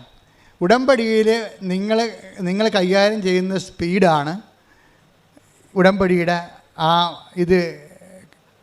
ഉടമ്പടി ഫയർ ആകുന്നതിൻ്റെ ഒരു മോഡ് അതാണ്. അപ്പോൾ എപ്പോഴും നമ്മൾ ചെയ്യണം, ഉടമ്പടി ചെയ്യുമ്പോൾ തളർന്നു കുത്തി ഇനി ആർക്കാണ് ഈ പത്രം കൊടുക്കേണ്ടത്, ആര് മേടിക്കുക, അവരിങ്ങോട്ടേക്കാണ് തിരിച്ചു തരിക, ഇങ്ങനെ അളിഞ്ഞ മോന്ത്യമായിട്ട് ഉടമ്പടി ചെയ്താൽ നിൻ്റെ ജീവിതം ഇങ്ങനെ അളിഞ്ഞിരിക്കേ ഉള്ളത്. അതുകൊണ്ടാണ് ഞാൻ പറഞ്ഞത്, ആദ്യമേ നിങ്ങൾ ഈ പത്രം വെച്ച് പ്രാർത്ഥിക്കണം. ഇവിടെയൊക്കെ ആദ്യം സിംഹങ്ങളാണ് ഇവിടെ ഉടമ്പടി എടുത്തിരിക്കുന്നത്.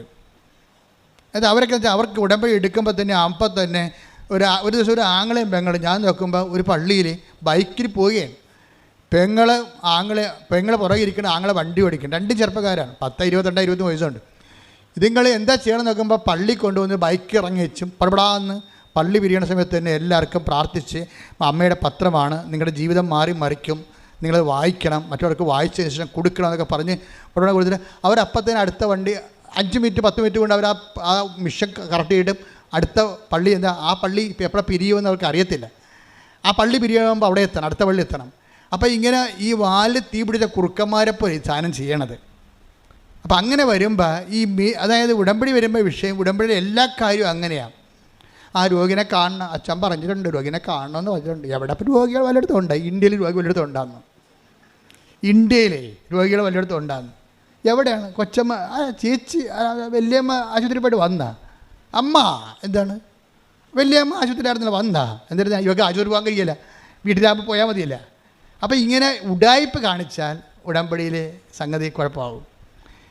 ഉടമ്പടി ആയാൽ നിങ്ങൾ എന്ത് ചെയ്തു എന്നല്ല ചോദിക്കണത്, നിങ്ങളത് എന്ത് സ്പിരിറ്റിൽ ചെയ്തു എന്നാണ് ചോദിക്കണത്, എന്ത് അരൂപിലാണ് ചെയ്തത്. ഇനി പ്രത്യാശക്കാലമാകുമ്പോൾ വിശ്വാസത്തിൻ്റെ കാലത്തിന് കുഴപ്പമില്ല, ദൈവം പ്രവടാന്ന് ഇൻസെൻറ്റീവ് ചെയ്യും. വിശ്വാസത്തിൻ്റെ കാലത്തിൻ്റെ ഗുണമെന്ന് പറയണത് പ്രവടാന്ന് കുറേ അനുഗ്രഹം കിട്ടും, എന്നിട്ട് പെടേന്ന് നിൽക്കും, സ്വിച്ചിട്ട പോലെ നിൽക്കും. നമ്മുടെ ഇപ്പോഴത്തെ മഴ പോലെ സ്വിച്ചിട്ട പോലെ നിൽക്കും. വരും ഇങ്ങനെ ഉരുടുമെന്നും പറഞ്ഞ് വരും, സ്വിച്ചിട്ട പോലെ സഡൻ ബ്രേക്കാവും. ഉടമ്പടി ആദ്യത്തെ 3-4 ആഴ്ചകളെ ഇടിവിട്ട് പോലെ പ്രവടാന്ന് ഇങ്ങനെ കളാസ് പൊട്ടണ പോലെ പൊട്ടും. പിന്നെ ഒറ്റ നിപ്പാണ്, പിന്നെ അനങ്ങത്തിൽ ഈ സംഭവം. എന്താണ്? വിശ്വാസകാലം കഴിഞ്ഞു, ഇനി പ്രത്യാശക്കാലമാണ്. ഈ പ്രത്യാശക്കാലത്ത് പറയുമ്പോൾ ദൈവം ആ സമയത്ത് വാച്ച് ചെയ്യണത് നിന്നെ വാച്ച് ചെയ്തുകൊണ്ടിരിക്കും. ഈ പ്രത്യാശക്കാലത്ത് നീ എന്ത് ചെയ്ത്? മിക്കവാറും ദൈവാനുഗ്രഹം കൊണ്ട് ഒരു 60% ആൾക്കാർ കിടന്ന് ഉറക്കമായിരിക്കും പ്രത്യാശക്കാലത്ത്. അപ്പോൾ അതൊക്കെ ചെയ്തതാണ്, എല്ലാ കാര്യവും അച്ഛൻ പറഞ്ഞ പോലെയൊക്കെ ചെയ്ത്, അവിടെ കാണിച്ചന്മാർ പറഞ്ഞ പോലെയൊക്കെ എല്ലാം ചെയ്തായിരുന്നു. പക്ഷേ കാര്യമൊന്നും നടക്കുന്നില്ല. അപ്പോൾ അവർക്ക് തളർന്നവർ, മനസ്സിടിഞ്ഞവർ, അതിൽ മിക്കവാറും ഉറങ്ങി. ഈ ടൈമിന് ദൈവം സെസ് ഏർപ്പെടുത്തിയിട്ടുണ്ട്. എന്ന് വെച്ചാൽ ഒരുമാതിരിപ്പെട്ട അലപലാദികളെല്ലാം ഉടമ്പടിയിൽ നിന്ന് മാറ്റും. കാര്യം ഉടമ്പടി ദൈവമായിട്ടുള്ള ഏർപ്പാടല്ലേ, അത് ബയലാറ്ററൽ എഗ്രിമെൻ്റ് അല്ലേ. അപ്പോൾ നീ ഉടമ്പടിക്ക് യോഗ്യമല്ലെന്ന് കണ്ടു കഴിഞ്ഞാൽ പിന്നീട് നിങ്ങൾക്ക് ഉടമ്പടി കണ്ടിന്യൂ ചെയ്യാൻ പറ്റാത്ത രീതിയിലേക്ക് മാറ്റും. പക്ഷേ ചില വിദ്വാന്മാർക്ക് കാര്യങ്ങളറിയാം, അവിടെ പഴയകാല ഹിസ്റ്ററിയും ഫയലും ഒക്കെ ദൈവത്തിൻ്റെ അടുത്തുണ്ട്. ഇപ്പം ഇത്തിരി മാന്യം കാണിച്ചാൽ ഇവിടെ തിരിച്ചു വരുമെന്ന് ദൈവത്തിന് അറിയാം. കഴിഞ്ഞ കാല ചരിത്രം അതാണ്. അതുകൊണ്ട് ദൈവം ഒരു ചെറിയൊരു അനുഗ്രഹമൊക്കെ ഭിന്നിച്ച് കാണിച്ചിട്ട് അവിടെ ഒന്നൊരു ഇൻസെൻറ്റീവ് കൊടുത്തിട്ട്, കാരണം ദൈവം നിങ്ങൾ ഉടമ്പടി തുടരാൻ ദൈവം ആഗ്രഹിക്കുന്നുണ്ട്. അതെന്താ പ്രശ്നം വെച്ച് കഴിഞ്ഞാൽ ഉടമ്പടി ഒരു ജീവിത രീതിയാണ്. അത് പറമ്പ് വിൽക്കാനും ജപ്റ്റ് മാറാനും വേണ്ടിയുള്ള തൽക്കാലത്തേക്കുള്ള സൂത്രപ്പണിയല്ലത്. അപ്പം അങ്ങനെ അത് കഴിയുമ്പോൾ ഇത് നിർത്താമെന്നൊക്കെ പറഞ്ഞ് ഉടമ്പടിയിൽ ആ രീതിയിൽ ഉടമ്പടിയെ കാണുന്ന ആൾക്കാരെ കുറച്ച് കഴിയുമ്പോൾ ദൈവം വകഞ്ഞു മാറ്റും, ആ മേഖലയിൽ നിന്ന് മാറ്റും. എന്നിട്ട് ദൈവം നിലനിർത്തും, ബാക്കിയുള്ള 40% നിലനിർത്തും. ഈ 40%-ത്തെക്കുറിച്ചാണ് സക്കറിയ ഇന്ന് പറയണത്. സക്കറിയ ഞാൻ കണ്ടില്ലേ, ഞാൻ കണ്ണും പൂട്ടി വചനം എടുത്തപ്പോൾ എന്താ പറയണത്? അവശേഷിക്കുന്നവർ അവകാശം. Take the word of God. സക്കറിയ 8:12. സക്കറിയ 8:12. എന്താ? ഞാൻ സമാധാനം വിതയ്ക്കും. ഞാൻ സമാധാനം വിതയ്ക്കും. മുന്തിരി ഫലം നൽകും. മുന്തിരി ഫലം നൽകും. നിലം വിളവ് നൽകും. നിലം വിളവ് നൽകും. ആകാശം മഞ്ഞു പൊഴിക്കും. ആകാശം മഞ്ഞു പൊഴിക്കും. ഈ ജനത്തിൽ അവശേഷിക്കുന്നവർ ഇതെല്ലാം അവകാശമാക്കാൻ ഞാൻ ഇടയാക്കും. അതാ വിഷയം. അവശേഷിക്കുന്നവരാണ് അവകാശം പ്രാപിക്കുന്നത്, അല്ലാതെ ആരംഭശൂരത്വം കാണിക്കുന്നവരല്ല. ഈ ആരംഭശൂരത്വക്കാരെ കർത്താവിന് നല്ലോണം അറിയാം. അതുകൊണ്ട് തന്നെ അനുഗ്രഹം ആദ്യത്തെ ഒരു സെക്ഷൻ കഴിഞ്ഞിട്ട് സ്വിച്ചിട്ട പോലെ അനുഗ്രഹം നിൽക്കും. പ്രത്യാശയുടെ സമയത്തേക്ക് ചെല്ലുമ്പോൾ ഇത് ലാഗ് ചെയ്യും. എന്നിട്ട് 60% പേര് പിരിഞ്ഞു പോരും. പിരിഞ്ഞു പോണതല്ല, പിന്നീട് ഒരിക്കലും ആലപ്പുഴ വരത്തില്ല. അതാണ് സംഭവം.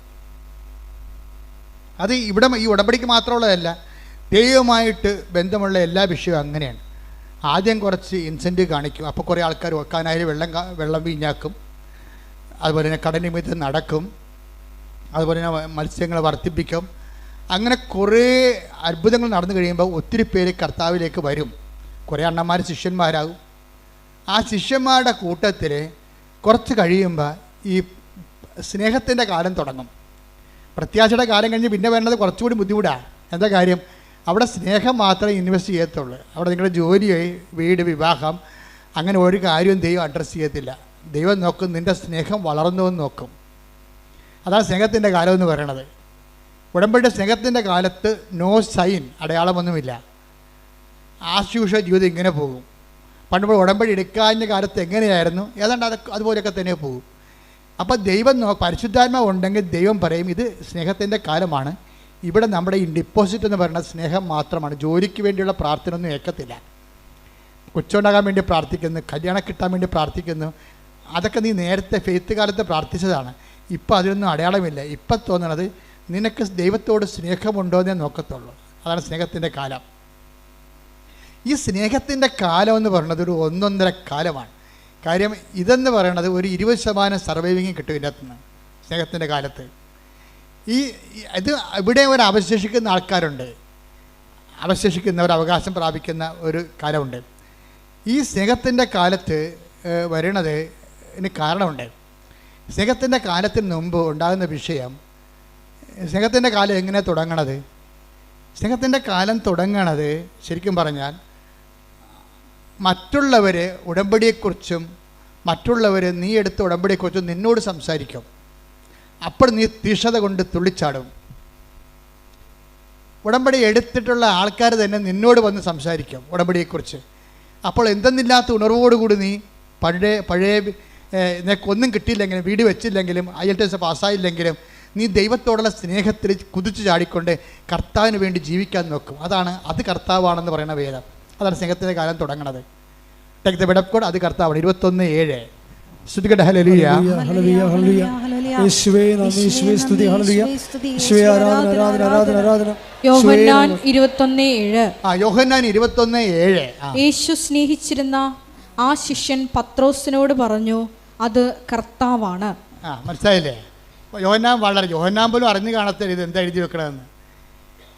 അതിങ്ങനെ കാലങ്ങൾ ചെല്ലുന്തോറും ഇങ്ങനെ വചനം പ്രസവിച്ചുകൊണ്ടേയിരിക്കും. വചനത്തിൽ തന്നെ മദർ വേർഡെന്ന് സംഭവമുണ്ട്. മദർ വേർഡ് എല്ലാ ദിവസവും വചനം പ്രസവിക്കും. ഓരോരോ കുഞ്ഞുങ്ങൾ മനുഷ്യാവതാരം ചെയ്തു വരും.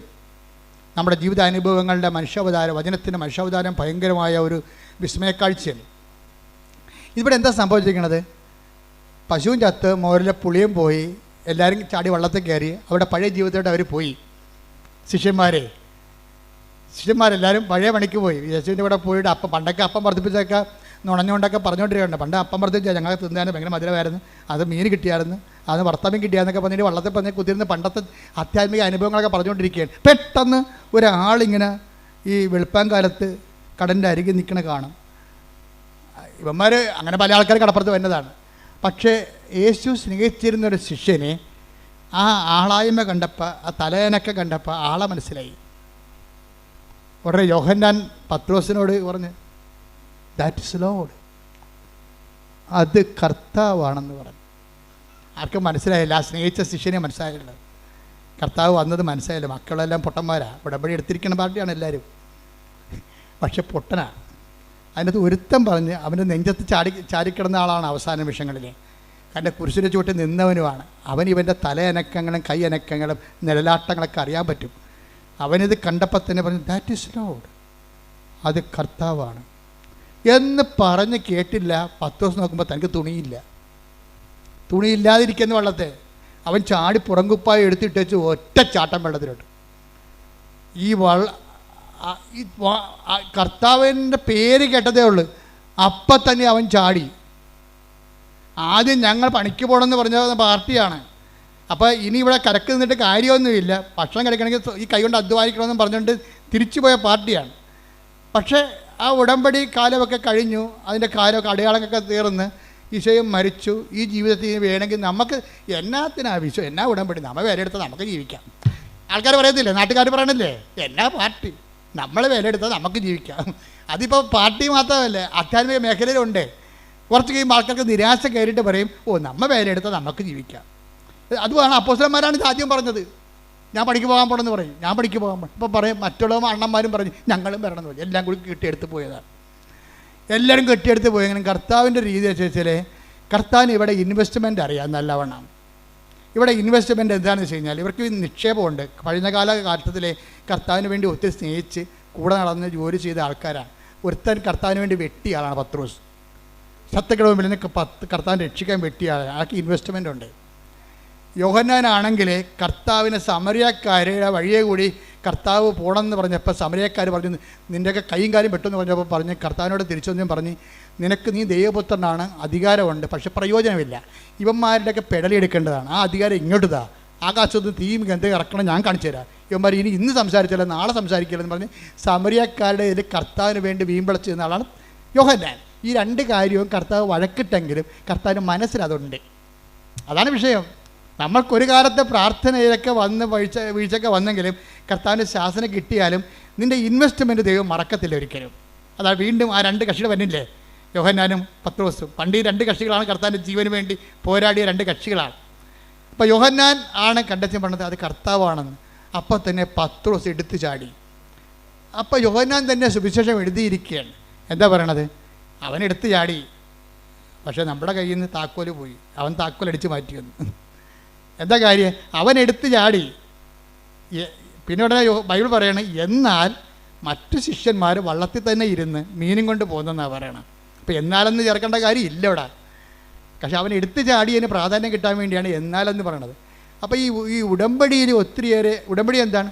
അവൻ പറയണത് പോലെ ചെയ്യണതല്ലേ. അപ്പം അതിനകത്തൊരു എടുത്തുചാട്ടമുണ്ട്, ഓർത്തേക്കണം. ചെല്ലുമ്പോൾ ചെല്ലട്ടെ എന്ന് പറഞ്ഞുകൊണ്ട് നമ്മൾ ചെയ്താൽ അതിന് സ്പീഡ് ഉണ്ടാകത്തില്ല. ഇപ്പം എന്നാ പറ്റി? പുറത്ത് അടുത്ത് വന്നപ്പോൾ ഇവന്മാർ വയറ്റിപ്പിഴപ്പിന് വേണ്ടിയാണല്ല മീൻ പിടിക്കാൻ പോയത്. ഇവന്മാർ അധ്വാനിക്കാത്ത മീൻ കർത്താവ് ഇവിടെ പൊരിച്ചുകൊണ്ടിരിക്കുകയാണ്. ഇത് ദൈവബലിയുടെ ഒരു ഭാഗമാണ്. എന്നിട്ട് കർത്താവ് പറഞ്ഞ് നീയൊക്കെ മീനില്ല ഭക്ഷണമില്ലെന്ന് പറഞ്ഞല്ലേ പോയത്. പണ്ട് ഭക്ഷണം കൊടുക്കാൻ വേണ്ടി നോക്കിയ ആളാണ്. പണ്ട് ഭക്ഷണം കൊണ്ട് സമരക്കാരോട് കർത്താവ് സംസാരിക്കുമ്പോൾ ഭക്ഷണം കൊണ്ട് വന്ന കക്ഷികളാണ്. അത് പത്രോസ് പറഞ്ഞു, ഗുരു ഭക്ഷിച്ചാലും. അപ്പോൾ കർത്താവ് പറഞ്ഞു, നിങ്ങളറിയാത്ത ഭക്ഷണം എനിക്കുണ്ടെന്ന് പറഞ്ഞു. അപ്പം പത്രോസ് പറഞ്ഞു, നമ്മൾ പോയ സമയത്ത് വേറെ ആരെങ്കിലും കൊണ്ടുവന്ന് ഭക്ഷണം കൊടുത്ത് കാണുമെന്ന് പറഞ്ഞു. അപ്പോൾ ഈശോ പറഞ്ഞു, എൻ്റെ പിതാവിൻ്റെ ഇഷ്ടം നിറവേറ്റുകയാണ് എൻ്റെ ആഹാരം എന്ന് പറഞ്ഞു. അപ്പോൾ ദൈവത്തിൻ്റെ ഇഷ്ടം നിറവേറ്റി ഭൂമിയിൽ നിൽക്കുന്നതിന് പകരം ഇവരൊന്ന് ചാടി നോക്കിയതാണ്. പക്ഷേ ഇവരെ പോയി വിളിച്ചതിൻ്റെ കാരണം ഇവിടെ പഴയ ഇൻവെസ്റ്റ്മെൻറ്റാണ്. നിങ്ങൾക്ക് പണ്ട് ദൈവത്തിൻ്റെ തിരുസന്നിധിയിൽ എന്തെങ്കിലും പിടിപാടുണ്ടെങ്കിൽ നിങ്ങൾക്ക് ഇന്നത്തെ കാലത്ത് ചിലപ്പോൾ ദൈവം നിങ്ങളുടെ പ്രാർത്ഥന കേട്ടില്ലെങ്കിലും നിങ്ങളുടെ ഇൻവെസ്റ്റ്മെൻറ്റ് ദൈവം വിസ്മരിക്കത്തില്ല. അതെപ്പോഴും ഓർക്കണം. പറഞ്ഞ മനസ്സിലായില്ലേ? ഇപ്പം ഞാനൊക്കെ ഓർക്കുമോ, ഞാനിപ്പോൾ അമ്മ എനിക്ക് പ്രത്യക്ഷപ്പെട്ടു. ഞാൻ എന്താ പ്രത്യക്ഷപ്പെടാൻ കാര്യം? എനിക്ക് പണ്ടൊരു അസുഖം ഉണ്ടായിരുന്നു. എല്ലാ വീട്ടിലും പോയി വണക്കം വായിച്ചു കൊടുക്കും. അസുഖമില്ല, കാര്യം അന്ന് എല്ലാവർക്കും അക്ഷരം അറിയാൻ പാടില്ല ഞങ്ങളുടെ നാട്ടിലേ. അപ്പം ഞാനന്ന് 10ാം ക്ലാസ് പാസ്സായി നിൽക്കുന്ന സമയമാണ്. ഇപ്പോൾ ജീവിതകാലത്ത് മെയ് മാസം വണക്കം വരുമ്പോൾ ഞാൻ ഒരു വീട്ടിൽ പോയി വണക്കം വായിച്ചു കൊടുക്കും. അപ്പോൾ അവിടെ പാട്ടൊക്കെ പാടിച്ചിട്ട് അടുത്ത വീട്ടിൽ പോകും വണക്കം വായിക്കാൻ വേണ്ടി. അപ്പോൾ രാത്രി 7 മണി തൊട്ട് രാത്രി 10 മണി വരെ ഓരോ വീട്ടിൽ പോയിരുന്നുകൊണ്ട് വണക്കം വായിച്ചു കൊടുക്കും. ഇത് നിക്ഷേപമാണ്. അമ്മയുടെ പ്രത്യക്ഷീകരണം വന്നപ്പോൾ ആ പഴയ അക്കൗണ്ടിൽ നിന്നുള്ള സംഭവം എനിക്ക് കിട്ടിയിട്ടുണ്ട്. ദൈവത്തിന് വേണ്ടി നമ്മൾ ചെയ്യണ ഒരു കാര്യവും പാഴായി പോകത്തില്ല. നീ ദൈവത്തിന് വേണ്ടി എന്ത് ചെയ്തിട്ടുണ്ടോ അതെല്ലാം നിക്ഷേപമാണ്. ഒരു ടൈം ആകുമ്പോൾ ആ സാധനം എല്ലാം എടുക്കും ദൈവം. യോഹന്നാനും പത്രോസിനും നല്ല നിക്ഷേപമുള്ള ആൾക്കാരാണ്. പക്ഷേ പത്രോസിന് ഇമ്മിണി കൂടുതലാണ്. പക്ഷേ അതുകൊണ്ട് പത്രോസിനോട് തന്നെ ചോദിക്കും, നീ ഇവരെക്കാളൊക്കെ അധികമായി എന്നെ സ്നേഹിക്കുന്നുവോ? അതാണ് സംഭവം. ഇവരെക്കാളെല്ലാം അധികമായി എന്നെ സ്നേഹിക്കുന്നുണ്ടെന്ന് അറിയാം. പക്ഷെ പത്രോസിന് ആടുകളെ മേയ്ക്കാൻ അധികാരം കൊടുക്കുന്നത് സ്നേഹത്തിൻ്റെ അധികാരത്തിലാണെന്നുള്ള യോഹന്നാൻ കേൾക്കണം. യോഹന്നാന് കൊടുത്ത പാരപ്പണിയാണത്. യോഹന്നാൻ അവിടെ തന്നെ ഇരുന്നില്ലേ? കാര്യങ്ങളൊക്കെ അറിയാം. കാര്യങ്ങളൊക്കെ അറിഞ്ഞിട്ട് കാര്യമില്ല, എടുത്തേടാൻ പഠിക്കണം. അതാണ് താത്വിക പ്രബോധകരും താത്വിക അറിവുള്ളവരും സാധാരണ മനുഷ്യരും തമ്മിലുള്ള വ്യത്യാസം ഇതാണ്. താത്വിക പ്രബോധകർക്കും പ്രബോധനമായ പ്രൊഫസർമാർക്കൊക്കെ കാര്യങ്ങളൊക്കെ അറിയാം. പക്ഷേ ഒരു വള്ളത്തെ തന്നെ ഇരിക്കത്തുള്ളൂ, ഇറങ്ങത്തില്ല. പാവപ്പെട്ടവൻ എന്ത് ചെയ്യും? കർത്താവത് കേൾക്കുമ്പോൾ തന്നെ ചാടി ഇറങ്ങും, അവൻ താക്കോലും കൊണ്ട് പോകും. ഇത് ബൈബിളിലെ ഒരു ഇക്വേഷനാണ് ശരിക്കും പറഞ്ഞാൽ. അപ്പം ചാടി കർത്താവാണെന്ന് കേട്ടാൽ ചാടാൻ കഴിയണം. അതാണ് ഉടമ്പടിയുടെ ഒരു പവർ. എന്നിട്ട് ചാടിക്കഴിയുമ്പോൾ കർത്താവ് പറയും, യോഹന്നാനോട് പറയും, യോഹന്നാന് കിട്ടേണ്ട സംഭവമാണ് ഇതെല്ലാം. ആടുകളെ മേയ്ക്കേണ്ട കാര്യമൊക്കെ യോഹന്നാന് കിട്ടേണ്ടതാണ്. കിട്ടത്തില്ല. കാര്യം വെച്ച് കഴിഞ്ഞാൽ ഒരു കാര്യം യോഹന്നാനാണ് കുരിശിൻ്റെ ചുവടെ നിന്നതേ. കുരിശിൻ്റെ ചുവടെ നിന്നത് യോഹന്നാനാണ്. അപ്പോൾ നല്ല മാർക്ക് സ്കോർ ചെയ്ത ആളാണ്. പക്ഷേ അവസാനത്തെ സ്കോറിന് 50 മാർക്കുണ്ടായിരുന്നു. അത് യോഹന്നാൻ അറിയാൻ പറ്റില്ലായിരുന്നു. യോഹന്നാൻ ആ അവസാനത്തെ ചോദ്യത്തിന് അവസാനത്തെ ക്വസ്റ്റ്യന് ട്രയലിൽ 50 മാർക്കാണ്. ആ സാധനം പത്രോസിന് കിട്ടിയപ്പോൾ 10 മാർക്ക് യോഹന്നാനൊക്കെ കൂടുതലായി പോയി പത്രോസിന്. എന്തുകൊണ്ടാണ് പത്രോസിന് അധികാരം കൊടുത്തതെന്ന് യോഹന്നാനോട് പറയാതെ പറയണതാണ്, നീ ഇവരെക്കാളെല്ലാം അധികമായി എന്നെ സ്നേഹിക്കുന്നുണ്ടോ? അതാണ് ഉടമ്പടിയുടെ സ്നേഹക്കാലം എന്ന് പറയുന്നത്. പിടിയിടിയാ, ഉടമ്പടിയിൽ ഒരു അനക്കം ഉണ്ടാകത്തില്ല. നമ്മൾ വേലയെടുത്താൽ നമ്മൾക്ക് ജീവിക്കാൻ പറഞ്ഞ രീതിയിൽ ആ ശിഷ്യന്മാർ ആയിപ്പോകും. അപ്പോൾ നമ്മൾ ഉടമ്പടി ചില ആൾക്കാർ മറന്നു പോകും. പക്ഷേ ആരെങ്കിലും നമ്മളെ ഉടമ്പടി ഓർപ്പിച്ചാൽ അപ്പോൾ പഴയ വർദ്ധിച്ച വീര്യത്തോട് നമ്മളെ വീണ്ടും ചാടിക്കഴിഞ്ഞാൽ അത് സ്നേഹത്തിൻ്റെ കാലമാണ്. എല്ലാവരെക്കാൾ ഉപരിയായി ദൈവത്തെ സ്നേഹിക്കുന്ന കാലം. അപ്പോൾ എല്ലാവരെക്കാൾ ഉപരിയായി ദൈവത്തെ സ്നേഹിക്കുക എന്നുള്ള ഒരു ഉടമ്പടിയുടെ ഒരു നിബന്ധന ബൈബിൾ മുഴുവൻ നിറഞ്ഞു നിൽക്കുന്ന ഒരു ക്യാപിറ്റൽ വെളിപാടാണ്. നിൻ്റെ കർത്താവായ ദൈവം ഞാനാകുന്നു, ഞാനല്ലാതെ മറ്റൊരു ദൈവം നിനക്ക് ഉണ്ടാവരുത്. അത് ആ ദൈവം തന്നെയാണ് പിന്നീട് വചനം മാസമായി കഴിയുമ്പോഴും ആ നിബന്ധനകൾക്ക് മാറ്റമില്ല. എന്താണ്? നിത്യജീവൻ പ്രാപിക്കാൻ ഞാൻ എന്ത് ചെയ്യണമെന്ന് ചോദിക്കുമ്പോൾ പറയും, എല്ലാത്തിനേക്കാൾ ഉപരി ആ ദൈവത്തെ സ്നേഹിക്കുക, നിന്നെപ്പോലെ തന്നെ നിൻ്റെ അയൽക്കാരനെ സ്നേഹിക്കുക. ആ നിബന്ധനകൾക്ക് പിന്നെ മാറ്റമില്ല. പത്രോസിലേക്ക് വരുമ്പോൾ പറയും, നീ ഇവരെക്കാൾ അധികമായി എന്നെ സ്നേഹിക്കുന്നുണ്ടോ? അപ്പോൾ പത്രോസ് പറയും, യു നോ ഇറ്റ് എന്ന് പറയും. എന്താണ്? നിനക്കത് അറിയാം. ഞാൻ പറഞ്ഞാൽ എനിക്ക് വിഷമമാണെന്ന് പറയും. അതാണ് പത്രോസ് പറയണത്. കാര്യം കർത്താവ് കാണിച്ച ഒരു വല്ലാത്ത ഒരു പണിയുണ്ട്. കാര്യം കർത്താവിൻ്റെ കയ്യെ വിലങ്ങ് വീണപ്പോൾ പത്രോസ് വാളൂരി ആ 200 പേരാണ് പന്തങ്ങളും വിളക്കുകളും ആയിട്ട് നിൽക്കണത്. പത്രോസ് ഒറ്റക്ക്. എന്നിട്ടും കർത്താവിൻ്റെ ജീവൻ രക്ഷിക്കാൻ വേണ്ടി ശത്രുപാളയത്തിൽ വെട്ടിയവനാണ് പത്രോസ്. അപ്പോഴാണ് പത്രോസിനോട് പറയണത് വാൾ ഉറയിലിടാൻ പറയണത്. അപ്പം അത് കേട്ടോടുകൂടി പത്രോസ് വാൾ ഉറയിലിട്ട് വചനം പാലിച്ചു. അവൻ പറയണ പോലെ ചെയ്ത്. അതാണ് ഉടമ്പടി എന്ന് പറയണത്. പത്രോസിൻ്റെ ഉടമ്പടിയാണ് ഏറ്റവും ബെസ്റ്റ് ഉടമ്പടി സ്നേഹത്തിൻ്റെ കാലത്ത്. അപ്പോൾ വെട്ടുകൊണ്ട് മൽക്കസിൻ്റെ ചെവി ചെതിച്ച് പോയി കഴിഞ്ഞപ്പോൾ പ്രധാന ഭൃത്യൻ്റെ പരിചാരകൻ്റെ ചെവി ചെതിച്ചു. പിന്നെ അവർ പത്രോസിനെ പഴം നുറുക്കണ പോലെ നുറുക്കുമെന്ന് പത്രോസിന് അറിയാം. തനിക്ക് അപകടങ്ങളാണ്, ഈ ഉടമ്പടിയുടെ പേരിൽ തനിക്ക് വരാൻ പോകുന്ന ത്യാഗങ്ങളാണെന്നറിയാം. എന്നിട്ടും അവൻ പറഞ്ഞതല്ലേ വാൾ ഉറയിലിടാൻ. അതുകൊണ്ട് പത്രോസ് അവൻ പറഞ്ഞതുപോലെ ചെയ്തു. അതാണ് ഉടമ്പടി. അവൻ പറയണ പോലെ ചെയ്യുക. നമ്മുടെ തല പോകുന്നത് കണ്ടാലും അവൻ പറയണ പോലെ ചെയ്യും. അങ്ങനെ പത്രോസ് വാൾ ഉറയിട്ടിട്ട്, ഇനി എനിക്കിവിടെ റൈറ്റില്ല, എനിക്കിവിടെ പാങ്ങില്ല, ഞാൻ ഇവിടെ നിന്നിട്ട് കാര്യമില്ല. കാര്യം കർത്താവ് വരെ ശത്രുവായ പാളയത്തിൽ കൂടിയിരിക്കുകയാണ്. കാര്യം അവിടെ ആ ചെവി പത്രോസ് വെട്ടിയ ചെവി കർത്താവ് ചെതിച്ച ചെവി കർത്താവ് എടുത്ത് വെച്ച് കൊടുത്തില്ലേ, അത് പുറത്തില്ലേ. അപ്പോൾ കർത്താവിന് മുമ്പ് അവരുടെ മുമ്പിൽ കർത്താവിനൊരു പിടിയായി. പാവപ്പെട്ട കർത്താവിൻ്റെ ജീവൻ രക്ഷിക്കാൻ വേണ്ടി വെട്ടി അവൻ പ്രതിയുമായി. എന്നിട്ടും ഈ മനുഷ്യൻ കർത്താവിനെ വിടത്തില്ല. ഈ ഉടമ്പടി പാലിക്കുന്നവൻ ആ ഉടമ്പടി പ്രകാരം നീ എവിടെ പോയാലും ഞാൻ നിന്നെ അനുഗമിക്കുമെന്നൊരു മനുഷ്യൻ കർത്താവിനോട് പറഞ്ഞായിരുന്നു. എന്ന് വെച്ചാൽ ഏത് സാഹചര്യത്തിലൂടെയാണ് എൻ്റെ ജീവിതം പോകണമെന്നുണ്ടെങ്കിലും നീ തന്നെ ഒരു ദിവസം എന്നെ തള്ളിപ്പറഞ്ഞാലും ഞാൻ നിന്നെ തള്ളിപ്പറയാതെ നിൻ്റെ പുറകെ വരുമെന്ന് പറഞ്ഞുകൊണ്ടാണ് യോഹന്നാൻ പറയും, അകലെ കൂടി അവൻ കർത്താവിനെ അനുഗമിച്ചെന്ന്. Take the word of God. അകലേക്ക് കൂടി ശ്രുതികട hallelujah. Hallelujah hallelujah hallelujah hallelujah. യേശുവേ നന്ദി, യേശുവേ സ്തുതി. Hallelujah hallelujah hallelujah hallelujah hallelujah. യേശുവേ സ്തുതി. ഹല്ലേലൂയ. ലൂക്ക 22:54. ലൂക്ക 22:54. അവർ അവനെ പിടിച്ച് പ്രധാന ആചാര്യന്റെ വീട്ടിലേക്ക് കൊണ്ടുപോയി പത്രോസ് അകലെയായി അവനെ അനുഗമിച്ചിരുന്നു. അതാണ് സംഭവം. എന്നിട്ട് ഇത്രയും കർത്താവിനാൽ പ്രതിയാക്കപ്പെട്ട ഒരാളാണ്. കർത്താവിൻ്റെ ജീവന് വേണ്ടി നിന്നു, സഭയ്ക്ക് വേണ്ടി നിന്നു, ദൈവത്തിന് വേണ്ടി നിന്നു, ദൈവവിശ്വാസത്തിന് വേണ്ടി നിന്നു. പക്ഷെ നിനക്ക് കിട്ടിയത് എന്താ? നിനക്ക് കിട്ടിയത് ഒഴിവാക്കലും തള്ളിപ്പറച്ചിലുമാണ്. എന്നിട്ട് നീ ദൈവത്തെ വിടാതെ പത്രോസിനെ പോലെ കർത്താവിനെ അനുഗമിക്കണമെന്നുള്ള ബോധത്തിന് കർത്താവിൻ്റെ കണ്ണുവെട്ടത്തുണ്ടാകും. പത്രോസിനെ തള്ളിപ്പറഞ്ഞത് ആരാണ്? നിൻ്റെ വാളുറയിലിട്, വാളെടുക്കുന്ന വാളായി നശിക്കുന്ന പറഞ്ഞ ആരോടാണ്? പത്രോസിനെ തള്ളിപ്പറഞ്ഞ കർത്താവല്ലേ. അവനെ തള്ളിപ്പറഞ്ഞിട്ടും പത്രോസ് കർത്താവിനെ തള്ളിപ്പറഞ്ഞില്ല. പാവപ്പെട്ടവൻ നിരായുധനായി, അവൻ്റെ ജീവിതം അപകടത്തിലാണ്. കർത്താവ് പറഞ്ഞ പോലെ കേട്ടിട്ട് വാളും ഉറയിലിട്ടിട്ട് അവൻ കൊല്ലട്ടെ, എന്നാലും എൻ്റെ കർത്താവിൻ്റെ കൺവെട്ടത്തൊന്ന് ഞാൻ പോകുകയില്ല എന്ന് പറഞ്ഞുകൊണ്ട് നടന്നവനാണ്. അവനെ വിളിക്കും കർത്താവ് അവസാനം കണക്ക് തീർക്കാൻ വേണ്ടി വിളിക്കും. എന്നിട്ട് ചോദിക്കണം എന്താണ്? ഇവനേക്കാൾ അധികമായി നീ എന്നെ സ്നേഹിക്കുന്നുവോ? ഉണ്ടെന്ന് കർത്താവിനറിയാം. യോഹന്നാൻ ബാക്ക്ലായി പോണ അവിടെ വെച്ചാൽ കർത്താവാണെന്ന് കണ്ടിട്ടും വളർത്തതിനെ ഇരുന്ന് കക്ഷി. കർത്താവല്ലേ, നമുക്കറിയാം, ചെന്നാൽ മതിയല്ല എന്ന് പറയും. ഉടമ്പടിയല്ലേ, ചെയ്താൽ മതിയല്ല. അതാണ് സംഭവം. അതാണ് യോഹന്നാൻ. പക്ഷേ നീ അനുഗ്രഹിക്കപ്പെടത്തില്ല. ഉടമ്പടിയല്ലേ, നമുക്കറിയാം, ചെയ്താൽ മതിയല്ല. കർത്താവല്ലേ, നമുക്കറിയാം, ചെന്നാൽ മതിയല്ല. ഈ ഒരു നിലപാടിൽ ഉടമ്പടി വർക്കൗട്ട് ചെയ്യത്തില്ല. ചാടണം. ഒന്നും കിട്ടില്ലെങ്കിലും ചാടണം. എന്തിനാണ്? കർത്താവിന് വേണ്ടി പറന്ന് വെട്ടി പ്രവർത്തിക്കണം. എന്നിട്ട് അത് കർത്താവാണെന്ന് അറിയുന്ന അങ്ങനെ ഒത്തിരി പേര് സഭയിലുണ്ട്. നിങ്ങൾക്ക് ചില 10 അറിവൊന്നും ഉണ്ടാകത്തില്ല. പക്ഷേ എന്താ നിങ്ങൾക്ക് ഉള്ളത്? സ്നേഹം ഉണ്ടായാൽ മതി. അറിവല്ല പ്രധാനം, സ്നേഹമാണ് പ്രധാനം. ദൈവത്തോട് സ്നേഹമുണ്ടെങ്കിൽ അവൻ പറയണ പോലെ ചെയ്യും, പ്രവർത്തിക്കും. കർത്താവിൻ്റെ നിന്ന് നമുക്ക് അടി കിട്ടിയാലും അവൻ്റെ കൺവെട്ടത്ത് നിന്ന് നമ്മൾ പോകത്തില്ല. നമ്മളവിടെ തന്നെ നിൽക്കും. ഏതെങ്കിലും കാരണവശാൽ എപ്പോഴെങ്കിലും കർത്താവിനെ രക്ഷിക്കാൻ പറ്റുമെങ്കിൽ രക്ഷിക്കാമെന്നുള്ള ഉദ്ദേശത്തോടുകൂടിയാണ് പത്രോസിൻ്റെ പുറകെ നടക്കുന്നത്.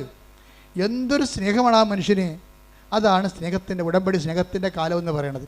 ഇപ്പോൾ ഉടമ്പടി വിശ്വാസത്തിൻ്റെ കാലമുണ്ട്, പ്രത്യാശയുടെ കാലമുണ്ട്, സ്നേഹത്തിൻ്റെ കാലമുണ്ട്, സമർപ്പണത്തിൻ്റെ കാലം എന്ന് പറയുമ്പോൾ ദൈവം ചില കാര്യങ്ങൾ നമ്മളിൽ നിന്ന് ഒരിക്കലും എടുത്തു മാറ്റത്തില്ല. അത് നമ്മൾക്ക് നിത്യജീവന് വേണ്ടി നമ്മളത് അനുഭവിക്കേണ്ടതാണ്. അതുകൊണ്ട് കർത്താവ് പറയും, ഇത് അനുഭവിക്കാൻ തന്നെയാണ് ഞാൻ ഈ മണിക്കൂറിലേക്ക് വന്നത്. Take the word of God. ശ്രുതികട hallelujah hallelujah hallelujah hallelujah hallelujah. യേശുവേ നന്ദി, യേശുവേ സ്തുതി. Hallelujah hallelujah hallelujah hallelujah. യേശുവേ സ്തുതി. Hallelujah hallelujah. യേശുവേ നന്ദി, ആരാധന.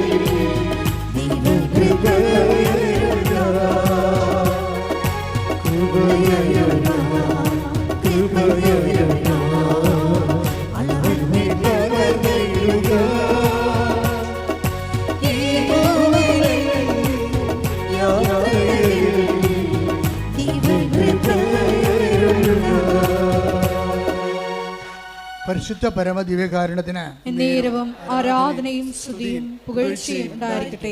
ചില കാര്യങ്ങൾ നമ്മൾ അനുഭവിക്കേണ്ട കാര്യങ്ങളാണ്. ചിലത് അനുഗ്രഹവുമായിട്ടും അതിശയമായിട്ടും ഒക്കെ മാറിയിട്ട് അവസാനം ചില കാര്യങ്ങളുണ്ടാവും. അത് നമ്മൾ അനുഭവിക്കാതെ കടന്നു പോകാത്ത കാര്യമാണ്. ഇത് അനുഭവിക്കാതെ കടന്നു പോകത്തില്ലെങ്കിൽ 12 വായിച്ച് യോഹന്നാൻ 12:27. യോഹന്നാൻ 12:27. ഇപ്പോൾ എൻ്റെ ആത്മാവ് പറഞ്ഞ അസ്വസ്ഥമായിരിക്കുന്നു. ഇപ്പോൾ എൻ്റെ ആത്മാവ് അസ്വസ്ഥമായിരിക്കുന്നു. ഞാൻ എന്തു പറയേണ്ടു? ഞാൻ എന്ത് പറയേണ്ടു? പിതാവേ, ഈ മണിക്കൂറിൽ നിന്ന് എന്നെ രക്ഷിക്കണമേ. അല്ല, ഇതിനു വേണ്ടിയാണല്ലോ ഈ മണിക്കൂറിലേക്ക് ഞാൻ വന്നത്. അപ്പൊ ചില കാര്യങ്ങൾ ദൈവഹിതമായിട്ട് നമ്മളെ കടന്നു പോകത്തില്ല, നമ്മളത് അനുഭവിക്കേണ്ടി വരും.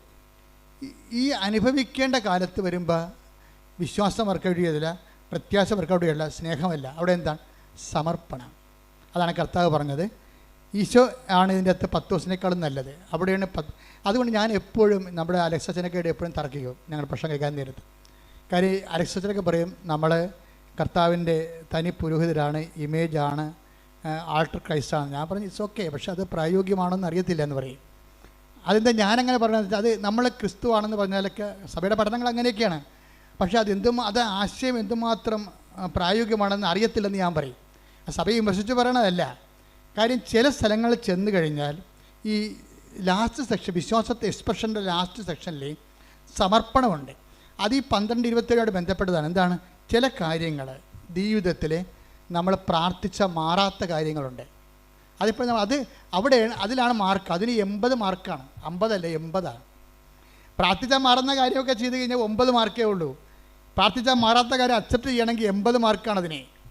അതെന്താ ചെയ്യണം? അതുകൊണ്ട് ഈശോ എന്ത് പറയും? അപ്പാ ഐ കമാൻഡ് മൈ സ്പിരിറ്റ് എന്ന് പറയും. എന്താണ് അവൻ? ഇതാ അപ്പ എൻ്റെ ആത്മാവിനെ അങ്ങേക്ക് സമർപ്പിക്കുന്നു. അവൻ തല ചായ്ച്ചെന്ന് പറയും. ചില കാര്യങ്ങളുടെ മുമ്പ് തല ചായ്ച്ചു കൊടുക്കേണ്ടി വരും. അപ്പോൾ അതാണ് സമർപ്പണത്തിൻ്റെ കാലമെന്ന് പറയണത്. ഉടമ്പടിക്കാലത്തിൻ്റെ അകത്ത് വിശ്വാസ കാലമുണ്ട്, പ്രത്യാശയുടെ കാലമുണ്ട്, സ്നേഹത്തിൻ്റെ കാലമുണ്ട്, പിന്നെ സമർപ്പണത്തിൻ്റെ കാലം. സമർപ്പണത്തിൻ്റെ കാലത്തേക്ക് എല്ലാവരും കിട്ടുമെന്നൊന്നും ഞാൻ പ്രതീക്ഷിക്കണില്ല.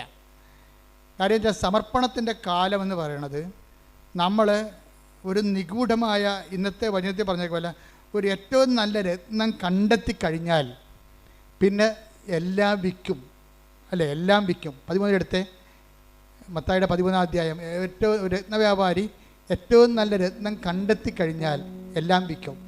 ശ്രുതിക്കട്ടെ ഹല്ലേലൂയ.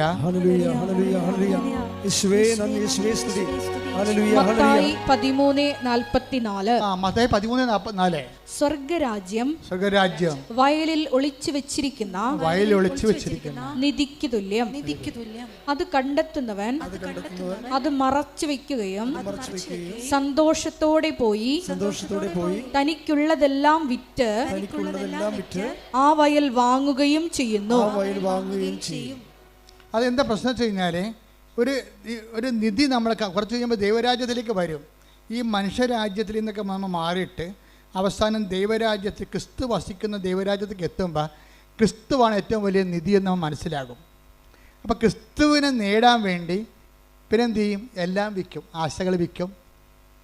നമുക്ക് കുറേ വിൽക്കാനുണ്ടാവില്ല. നമ്മുടെ പ്രാർത്ഥനയുടെ എന്തുമാത്രം ആവശ്യങ്ങളാണ് ഉള്ളത്, അതൊക്കെ നമ്മൾ കോംപ്രമൈസ് ഒത്തുതീർക്കും. എന്താണ്? നിൻ്റെ പ്രാർത്ഥനയ്ക്ക് ഉത്തരം ലഭിക്കുന്ന ഏറ്റവും വലിയ അൾട്ടിമേറ്റ് ആൻസർ ആരാണ്? ക്രിസ്തുവാണ്. അതുകൊണ്ട് ക്രിസ്തുവിനെ നേടാൻ വേണ്ടി ഞാനെല്ലാം കുപ്പയായിട്ട് കരുതണം. Take the word of God. ശ്രുതിക്കട്ടെ hallelujah. Hallelujah hallelujah hallelujah hallelujah. യേശുവേ നന്ദി, യേശുവേ സ്തുതി. Hallelujah hallelujah hallelujah hallelujah hallelujah. യേശുവേ സ്തുതി. Hallelujah hallelujah. ഫിലിപ്പി 3:7-8. ഫിലിപ്പി 3:7-8. ഇവയെല്ലാം ക്രിസ്തുവിനെ പ്രതി നഷ്ടമായി ഞാൻ കണക്കാക്കി. ഇതെല്ലാം ക്രിസ്തുവിനെ പ്രതി നഷ്ടമായി ഞാൻ കണക്കാക്കുന്നു. ഇവ മാത്രമല്ല എന്റെ കർത്താവായ യേശു ക്രിസ്തുവിനെ പറ്റിയുള്ള ജ്ഞാനം കൂടുതൽ വിലയുള്ളതാകയാൽ സർവവും നഷ്ടമായി തന്നെ ഞാൻ പരിഗണിക്കുന്നു. അവനെ പ്രതി ഞാൻ സകലവും നഷ്ടപ്പെടുത്തുകയും ഉച്ഛിഷ്ടം പോലെ കരുതുകയുമാണ്. അപ്പം നമ്മളെ ഒരു കാലം വരും എല്ലാം വേസ്റ്റ്, ക്രിസ്തു അല്ലാത്ത എല്ലാം വേസ്റ്റായി തോന്നുന്നൊരു കാലമുണ്ട്. അതാണ് സമർപ്പണത്തിൻ്റെ കാലം. ഒരു കാലം വരും, ദൈവരാജ്യം നിങ്ങളിൽ വരുന്ന സമയത്ത് ക്രിസ്തു അല്ലാത്തതെല്ലാം വേസ്റ്റാണെന്ന് പറയുന്നൊരു കാലമുണ്ട്. എന്താ കാര്യം? എല്ലാ സാധനവും അവസാനം വേസ്റ്റായി പോകും. എല്ലാ സംഭവവും അവസാനം വേസ്റ്റായി പോകും. നിങ്ങളുടെ മക്കൾ, ജോലി, വീട്, വിവാഹം, മക്കൾ, ഭർത്താവ്, നിങ്ങളുടെ ആരോഗ്യം, എല്ലാ സംഭവങ്ങളും കുറച്ച് കഴിയുമ്പോൾ വേസ്റ്റായി പോകും. അപ്പോൾ നമ്മൾ ഇത് വേസ്റ്റായി പോകുന്ന മുമ്പ് ഇത് വെച്ചുകൊണ്ട് ക്രിസ്തുവിനെ നേടാൻ വേണ്ടി നോക്കണമെന്നാണ് ബൈബിൾ പറയണത്. അതുകൊണ്ട് തന്നെ ചില കാര്യങ്ങൾ നിങ്ങൾക്ക് തരാതെ നിങ്ങൾ ക്രിസ്തുവിനെ സ്വീകരിക്കൂ എന്ന് പറയും. ക്രിസ്തുവിനെ സ്വീകരിക്കൂ. അപ്പം നമ്മളെന്ത് ചെയ്യും? ബുദ്ധിയുള്ളവരെന്ത് ചെയ്യും? ബുദ്ധിയുള്ളവർ ഏതെങ്കിലും ഒരു പ്രാർത്ഥന ആൻസർ ചെയ്യുന്നില്ലെന്ന് കണ്ടാൽ എല്ലാ വാഗ്ദാനങ്ങളും 2 കൊരിന്ത്യർ 1:20 നമ്മൾ ആദ്യം വായിച്ച പോലെ ക്രിസ്തുവിൽ അതേ ആയതുകൊണ്ട് ക്രിസ്തുവിനെ നേടാൻ വേണ്ടി നമ്മൾ നോക്കും. ക്രിസ്തുവിനെ നേടിക്കഴിഞ്ഞാൽ പിന്നെ നമ്മളുടെ തിരികെത്തിക്കണതും പത്രം കൊടുക്കുന്നതും അതുപോലെ തന്നെ രോഗികളെ പോയി കാണുന്നതും ഓർഫണേജുകളെ സന്ദർശിക്കുന്നതും ക്ഷമിക്കുന്നതും എല്ലാ കാര്യവും ചീത്തമായ ബന്ധങ്ങൾ ഉപേക്ഷിക്കുന്നതും എല്ലാം ക്രിസ്തുവിനെ നേടാൻ വേണ്ടി കാഴ്ചവെക്കും. ഇപ്പം നിങ്ങൾ ചെയ്യണമെന്ന് വെച്ച് കഴിഞ്ഞാൽ IELTS പാസ്സാകാനോ PR കിട്ടാനോ വേണ്ടിയാണ് നിങ്ങളതെല്ലാം ചെയ്യണത്. പക്ഷേ ഉടമ്പടിയുടെ സമർപ്പണക്കാലം വരുമ്പോൾ ഇങ്ങനെയുള്ള മാനുഷിക ലോക നിയോഗങ്ങളെല്ലാം മാറ്റിയിട്ട് ഏറ്റവും വലിയ നിയോഗം ക്രിസ്തുവിനെ നേടാനാണെന്ന് തോന്നണം. അതാണ് ഈ സമർപ്പണത്തിൻ്റെ കാലം, ഉടമ്പടിയുടെ സമർപ്പണത്തിൻ്റെ കാലം എന്ന് പറയുന്നത്. അതുകൊണ്ടാണ് ഞാൻ നിങ്ങൾക്ക് ഉടമ്പടി അലൂമിനിയമൊക്കെ തരണത്. എന്താ സിൽവർ ഗ്രേ ഇല്ലേ? Silver grey. പക്ഷേ സിൽവർ ഗ്രേയിൽ വരെ നിങ്ങൾ ഉടമ്പടി പോകുമ്പോൾ ഞാൻ നിങ്ങളെ കൊണ്ടുപോകുന്നതിൻ്റെ കാരണം ഒടുവിൽ ഈ സിൽവർ ഗ്രേക്കാർ തങ്ങൾ ആദ്യം വെച്ച നിയോഗത്തേക്കാൾ വലിയ നിയോഗമാണ് ക്രിസ്തുവെന്ന് അവർ ധരിക്കാനും മനസ്സിലാക്കാനും വേണ്ടിയാണ് അവർ നിരന്തരമായിട്ട് ഉടമ്പടി ധ്യാനം കൂടാനും അവൻ പറയണ പോലെ ജീവിതത്തിൽ ചെയ്യാൻ വേണ്ടി ഞാൻ നിങ്ങളെ നിർബന്ധിക്കുന്നതിൻ്റെ കാരണം അതാണ്. അപ്പോൾ അതിൻ്റെ അകത്തുള്ളിൽ കേസോ വഴക്കോ അസ്വസ്ഥതയോ ഒക്കെ ഉണ്ടായാൽ ഞാൻ പറയും നിങ്ങളത് ക്രിസ്തുവിനെ പ്രതി ടേക്കപ്പ് ചെയ്യണം. കാര്യം ഇതിൻ്റെ പിന്നിലുള്ള സത്യം നമ്മൾ ഇപ്പം കാണുന്ന നിരാശ അല്ല, അതിലുപരി ഏറ്റവും വലിയ ദൈവത്തിന് നൽകാൻ പറ്റുന്ന ദാനമെന്ന് പറയുന്നത് തൻ്റെ ഏകജാതിന് നൽകുന്നതാണ്. അതാണ് ഏകജാതിന് നൽകാൻ തക്കവിധം ദൈവം അത്രമാത്രം ലോകത്തെ സ്നേഹിച്ചു. അപ്പം അങ്ങനെ ചെയ്ത ദൈവത്തിൻ്റെ സ്നേഹത്തിൻ്റെ ഒരു തുറമുഖത്തേക്കാണ് ഈ ആധ്യാത്മികമായ യാനം അവസാനം തുഴഞ്ഞെത്തി വരണത്. അതുകൊണ്ട് ഉടമ്പടി വളരെ സബ്ലിമേറ്റ് ആയിട്ടുള്ള ഒരു വോയേജാണ്, ഒരു കപ്പൽ യാത്രയാണ് ശരിക്കും പറഞ്ഞാൽ. അതിങ്ങനെ ക്രിസ്തുവിൻ്റെ തുറമുഖത്തേക്ക് നമ്മളെ കൊണ്ടുപോയിക്കൊണ്ടേയിരിക്കുന്നത് നിങ്ങൾ തിരിച്ചറിയണം. അപ്പോൾ എല്ലാ കാര്യങ്ങളും നിറവേറുമ്പോൾ ഇടയ്ക്ക് തന്നെ നിറവേറാത്തൊരു കാര്യങ്ങളുണ്ട് അതിനകത്ത്. അത് ക്രിസ്തുവിൻ്റെ കോളമാണ്. അവിടെ നിറവേറേണ്ടത് ക്യാഷ് ആൻഡ് കൈൻഡ് ആയിട്ടുള്ള കാര്യങ്ങളല്ല, മറിച്ച് സമസ്തവും ദൈവം അവൻ്റെ പാദത്തിലാക്കിയ യേശു കർത്താവിനെ തന്നെയാണ്. പ്രാർത്ഥിക്കുക. കർത്താവായ ദൈവമേ, ഉടമ്പടിയുടെ 4ാം ഭാഗമായ ക്രിസ്തുവിനെ തന്നെ സ്വീകരിക്കാൻ എന്റെ ജീവിതത്തെ ആധ്യാത്മിക അനുഭവങ്ങളിലൂടെ ഒരുക്കുന്ന നല്ല ദൈവമേ, നിന്നെ സ്തുതിക്കുന്നു, നിന്നെ ആരാധിക്കുന്നു, നിനക്ക് നന്ദി പറയുന്നു. അപ്പൊ ആദ്യ കാലങ്ങളിൽ ഇപ്പൊ തന്നെ ഞാൻ ആ ദീപക്കിന്റെ കാര്യം പറഞ്ഞു. ദീപക്ക് എന്താ സംഭവിച്ചത്? ദീപക്ക് അവസാനം മനസ്സിലായി എൻ്റെ കഴിവോ എൻ്റെ പ്രാഗൽഭ്യമോ അല്ല, മറിച്ച് ഉടമ്പടി ദൈവം നേരിട്ടിടപെടേണ്ട ജീവിതത്തിൽ കുറേ കാര്യങ്ങളുണ്ട്. അതുകൊണ്ട് ദീപക്ക് തന്നെ വന്ന് 2ാമത് ഉടമ്പടി എടുത്തിട്ട് അത് കറക്റ്റ് ചെയ്യും, ദൈവസ്നേഹത്തോടെ കറക്റ്റ് ചെയ്യും. ആ സെക്കൻഡിന് അവനെ വേറൊരു കമ്പനി 13 വർഷങ്ങൾക്ക് ശേഷം അവനെ കോൾഫോർ ചെയ്യും. പെട്ടെന്ന് ഇൻ്റർവ്യൂ, പെട്ടെന്ന് അപ്പോയിൻമെൻറ്റ്, എല്ലാം ഒരാഴ്ചക്കുള്ളിൽ ഒരു മാസത്തിനുള്ളിൽ അപ്പോയിൻമെൻറ്റ് വരും. ഹയർ പ്രൊഫഷനിലേക്കാണ് വരണത്. പക്ഷെ അതിനുള്ളിൽ എന്ത് പറ്റും? ദൈവത്തെ അവൻ കണ്ടെത്തിയിരിക്കും. അതാണ് അപ്പോൾ അവിടെ ദൈവം ഉദ്ദേശിക്കുന്നത് എന്താണ്? ദീപക്കിനെ ആദ്യത്തെ പരീക്ഷണങ്ങളിലേക്ക് അവൻ പരാജയപ്പെട്ടതിൻ്റെ കാരണം ദൈവം ഉദ്ദേശിച്ചത് ഏറ്റവും വലിയ നിയോഗമായ ദൈവത്തെ കണ്ടെത്താൻ വേണ്ടി ഈ മകനെ പര്യാപ്തമാക്കുകയാണ്. ഇപ്പം ദീപക്ക് എന്താ പറയണത്? ഞാൻ ഇടയ്ക്കിടയ്ക്ക് ഞാൻ പ്രാർത്ഥിക്കണ മാതാവിൻ്റെ പ്രത്യക്ഷീണ പ്രാർത്ഥന ചൊല്ലിക്കൊണ്ട് നടക്കും. ആ ഹയർ ഓഫീസറാണ്. പക്ഷേ ഇപ്പോൾ ചെല്ലണ എന്താണ്? മാതാവ് ആരാണെന്നും എങ്ങനെയാണ് അനുഗ്രഹം വരണമെന്നും എങ്ങനെയാണ് നമ്മുടെ കഴിവുകൾ വർക്കൗട്ട് ചെയ്യാത്തതെന്നും അവിടെ ദൈവം എങ്ങനെ നമ്മളെ വർക്കൗട്ട് ചെയ്യണമെന്നും അനുഭവം കൊണ്ട് മനസ്സിലാക്കാൻ വേണ്ടിയാണ് ചില സമയത്ത് നമുക്കൊരു ഈടറിവ് ഉണ്ടാകണത്. ആ ഈടറിവ് കാലഘട്ടങ്ങളിൽ നിങ്ങൾ സമർപ്പണത്തിൻ്റെ മേഖലയിലേക്ക് പ്രവേശിച്ചിട്ട് ക്രിസ്തുവിനെ നേടാൻ വേണ്ടി ബാക്കിയെല്ലാം വേസ്റ്റായിട്ട് കരുതിക്കൊണ്ട് ഒരു കൃപയുടെ ഒരു വലിയ യാത്ര നിങ്ങൾ ഉടമ്പടിയിലൂടെ ദൈവം നിങ്ങളെ നിർവഹിച്ച് തീർക്കുകയാണ്. അപ്പോൾ ആവശ്യമില്ലാത്ത ഒരു നിരാശയോ ഭാരമോ ഒന്നും വേണ്ട. ഇതൊക്കെ നിങ്ങൾക്ക് ആവശ്യമാണെന്ന് എൻ്റെ സ്വർഗ്ഗസ്ഥനായ പിതാവ്, നിങ്ങളുടെ വീട്, നിങ്ങളുടെ ജോലി, നിങ്ങളുടെ വിവാഹം, ഇതൊക്കെ നിങ്ങൾക്ക് ആവശ്യമാണെന്ന് എൻ്റെ സ്വർഗ്ഗസ്ഥനായ പിതാവ് അറിയാം. ആദ്യം നിങ്ങൾ ദൈവരാജ്യത്തെയും അതിൻ്റെ നീതിയെയും കുറിച്ച് അന്വേഷിക്കാൻ പറയും. അപ്പോൾ കർത്താവിൻ്റെ വചനങ്ങളെല്ലാം കറക്റ്റായിട്ടാണ് കിടക്കണത്. കറക്റ്റായിട്ട് തന്നെയാണ് നമ്മുടെ ജീവിതത്തിൽ ചെയ്യണത്. നമ്മൾക്ക് ഇതിൻ്റെ ഒരു ആക്ടിവേഷൻ പ്രിൻസിപ്പിൾ അറിയത്തില്ല, പിന്നെ അതെങ്ങനെ ആക്ടിവേറ്റ് ചെയ്യേണ്ടതെന്ന് അറിയത്തില്ല. ഉടമ്പടി മാത്രമാണ് ഈ വിഷയമൊക്കെ എല്ലാം കൃത്യമായി പഠിപ്പിക്കുന്നത്. ആധ്യാത്മിക പരിചരണം എന്ന് പറയും. ഒരു കവനൻ്റെ ഒരു ട്രീറ്റ്മെൻറ്റാണ്, ശരിക്കും ഒരു ഹോളിസ്റ്റിക് ട്രീറ്റ്മെൻറ്റാണ്. കാര്യം അതിൻ്റെ അകത്ത് എല്ലാ ഘടകങ്ങൾ. അപ്പോൾ എന്തെങ്കിലും ഒരു പ്രാർത്ഥിച്ച് നിങ്ങൾക്കതിൻ്റെ ഫലം കണ്ടില്ലെന്ന് പറഞ്ഞുകൊണ്ട് എപ്പോഴും നമ്മൾ ശ്രദ്ധിക്കേണ്ടത് നാക്ക് വളക്കാതിരിക്കാതെ നോക്കണം. ഞാൻ ഉടമ്പടി എടുത്താണ്, ഒക്കെ എല്ലാം ചെയ്താണ് എന്ന് പറഞ്ഞുകൊണ്ട് നിങ്ങൾ നാക്ക് വളക്കരുത്. അങ്ങനെ നാക്ക് വളച്ച് കഴിഞ്ഞാൽ ഉള്ള പ്രശ്നം വെച്ച് കഴിഞ്ഞാൽ നിങ്ങളിത് ആരോടാണ് ഇത് പറയണത്? ആരാണിത് കേൾക്കണത്? ദൈവമല്ല ഇത് കേൾക്കണത്. അപ്പോൾ അതുകൊണ്ട് തന്നെ നിങ്ങൾ ഉടമ്പടി ദൈവത്തോട് കൂടെ നിന്ന ഉടമ്പടിയാണ് നിങ്ങൾ ആ സമയത്ത് നിങ്ങൾ നാക്ക് വളച്ച് അതിനെ അണ്ടർ എസ്റ്റിമേറ്റ് ചെയ്യണത്. ദാറ്റ് മീൻസ് ദൈവത്തോട് നിങ്ങൾ ചെയ്ത ഉടമ്പടിയെ നിങ്ങൾ തന്നെ ഇടിച്ചു കാണിച്ചാൽ സ്വാഭാവികമായിട്ട് അതിൽ നിന്നുണ്ടാകുന്ന വാഗ്ദാനം നിങ്ങൾ പ്രാപിക്കത്തില്ല. അപ്പോൾ അതുകൊണ്ടാണ് ഞങ്ങൾ 2 ആഴ്ച കുടുംബം കുമ്പസാരിക്കണമെന്നൊക്കെ പറയുന്നതിൻ്റെ കാര്യവും അക്രൈസ്തരായുള്ള കാര്യങ്ങൾ ആൾക്കാർ ഉടമ്പടിക്ക് വിരുദ്ധമായ അവിശുദ്ധമായ ചിന്തകൾ സൂക്ഷിച്ചിട്ടുണ്ടെങ്കിൽ അത് റെക്ടിഫൈ ചെയ്തിട്ട് ദൈവത്തോട് മാപ്പാക്കിയിട്ട് നിങ്ങൾ കർത്താവിന് വേണ്ടി കാത്ത് നോക്കി പാർത്തിരിക്കണം. എപ്പോഴായാലും ഈ വിഷയം വർക്കൗട്ട് ചെയ്യും. ഇൻ കേസ് 1-2 വർക്കൗട്ട് ചെയ്തില്ലെങ്കിൽ അതിന് 80 മാർക്ക് കിട്ടുന്ന നിത്യജീവൻ്റെ ദൈവം തന്നെയായിരിക്കും ആ മേഖലയിലുള്ള നിങ്ങളുടെ ദാനം. അല്ലാതെ ഒരു ഭൗതിക ദാനം എന്നേക്കാൾ കർത്താവ് തന്നെയായിരിക്കും നിങ്ങളുടെ ദാനമെന്ന് പറയണത്. അപ്പം ഇത് ശരിക്കും ഒരു വലിയ ദൈവാനുഗ്രഹത്തിൻ്റെ ഒരു യാത്രയാണ്. അപ്പം അതിൽ നിങ്ങൾ ഒത്തിരി പേര് വിജയിച്ച് കാണുന്നതിൽ എനിക്ക് സന്തോഷമുണ്ട്. ഈ ധ്യാനം നിങ്ങൾ പാസ് ചെയ്യണം. ഇപ്പം നമുക്ക് എല്ലാ ദിവസവും നിങ്ങൾക്ക് ഞാൻ 10 മിനിറ്റ് ഇപ്പോൾ പ്രാർത്ഥനയും ആശീർവാദവും സമർപ്പണ പ്രാർത്ഥനയും തരുന്നുണ്ട്. അത് നിങ്ങൾ 5:30 പ്രാർത്ഥന കൂടുന്നവർ അച്ഛൻ്റെ കൂടെ പ്രാർത്ഥിക്കുന്ന കൈപൊക്കിക്കെ. Thank you. എല്ലാവരും എഴുന്നേൽക്കുക.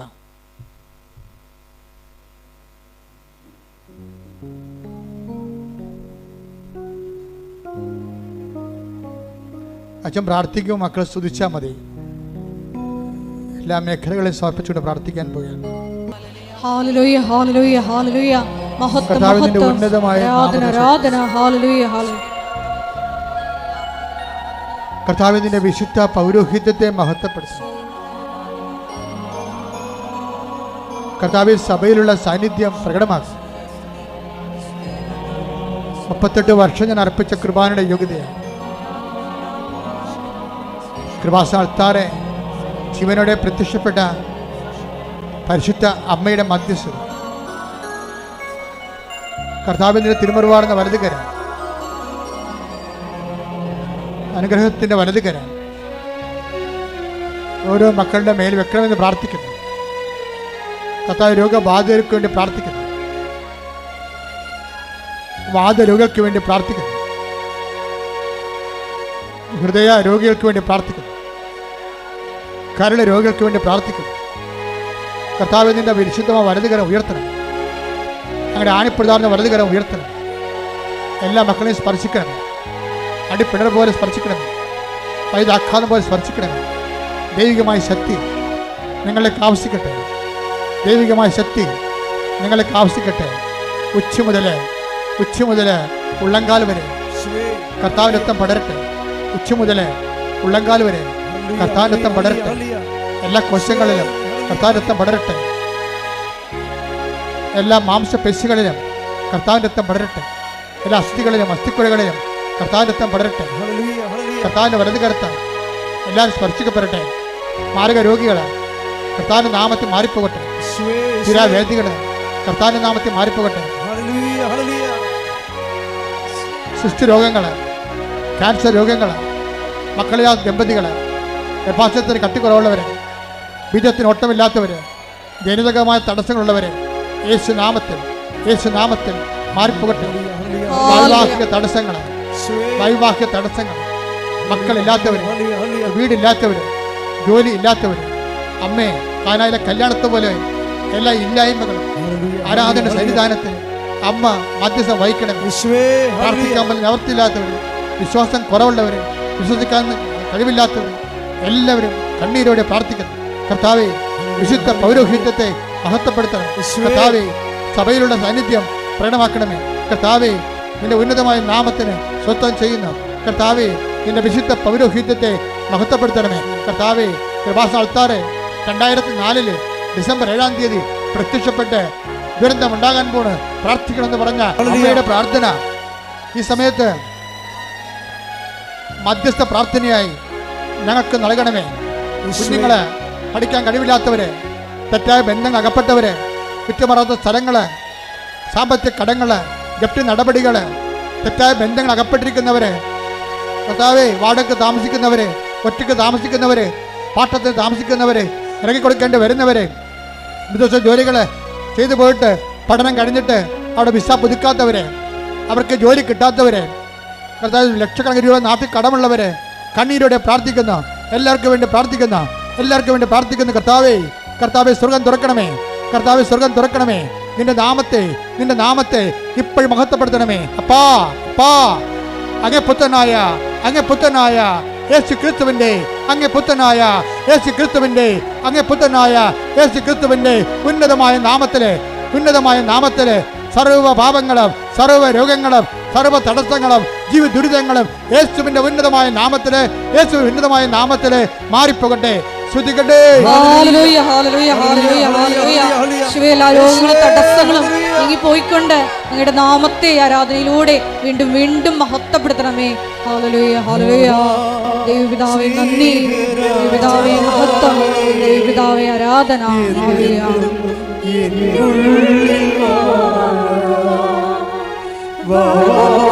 സ്നേഹത്തിൻ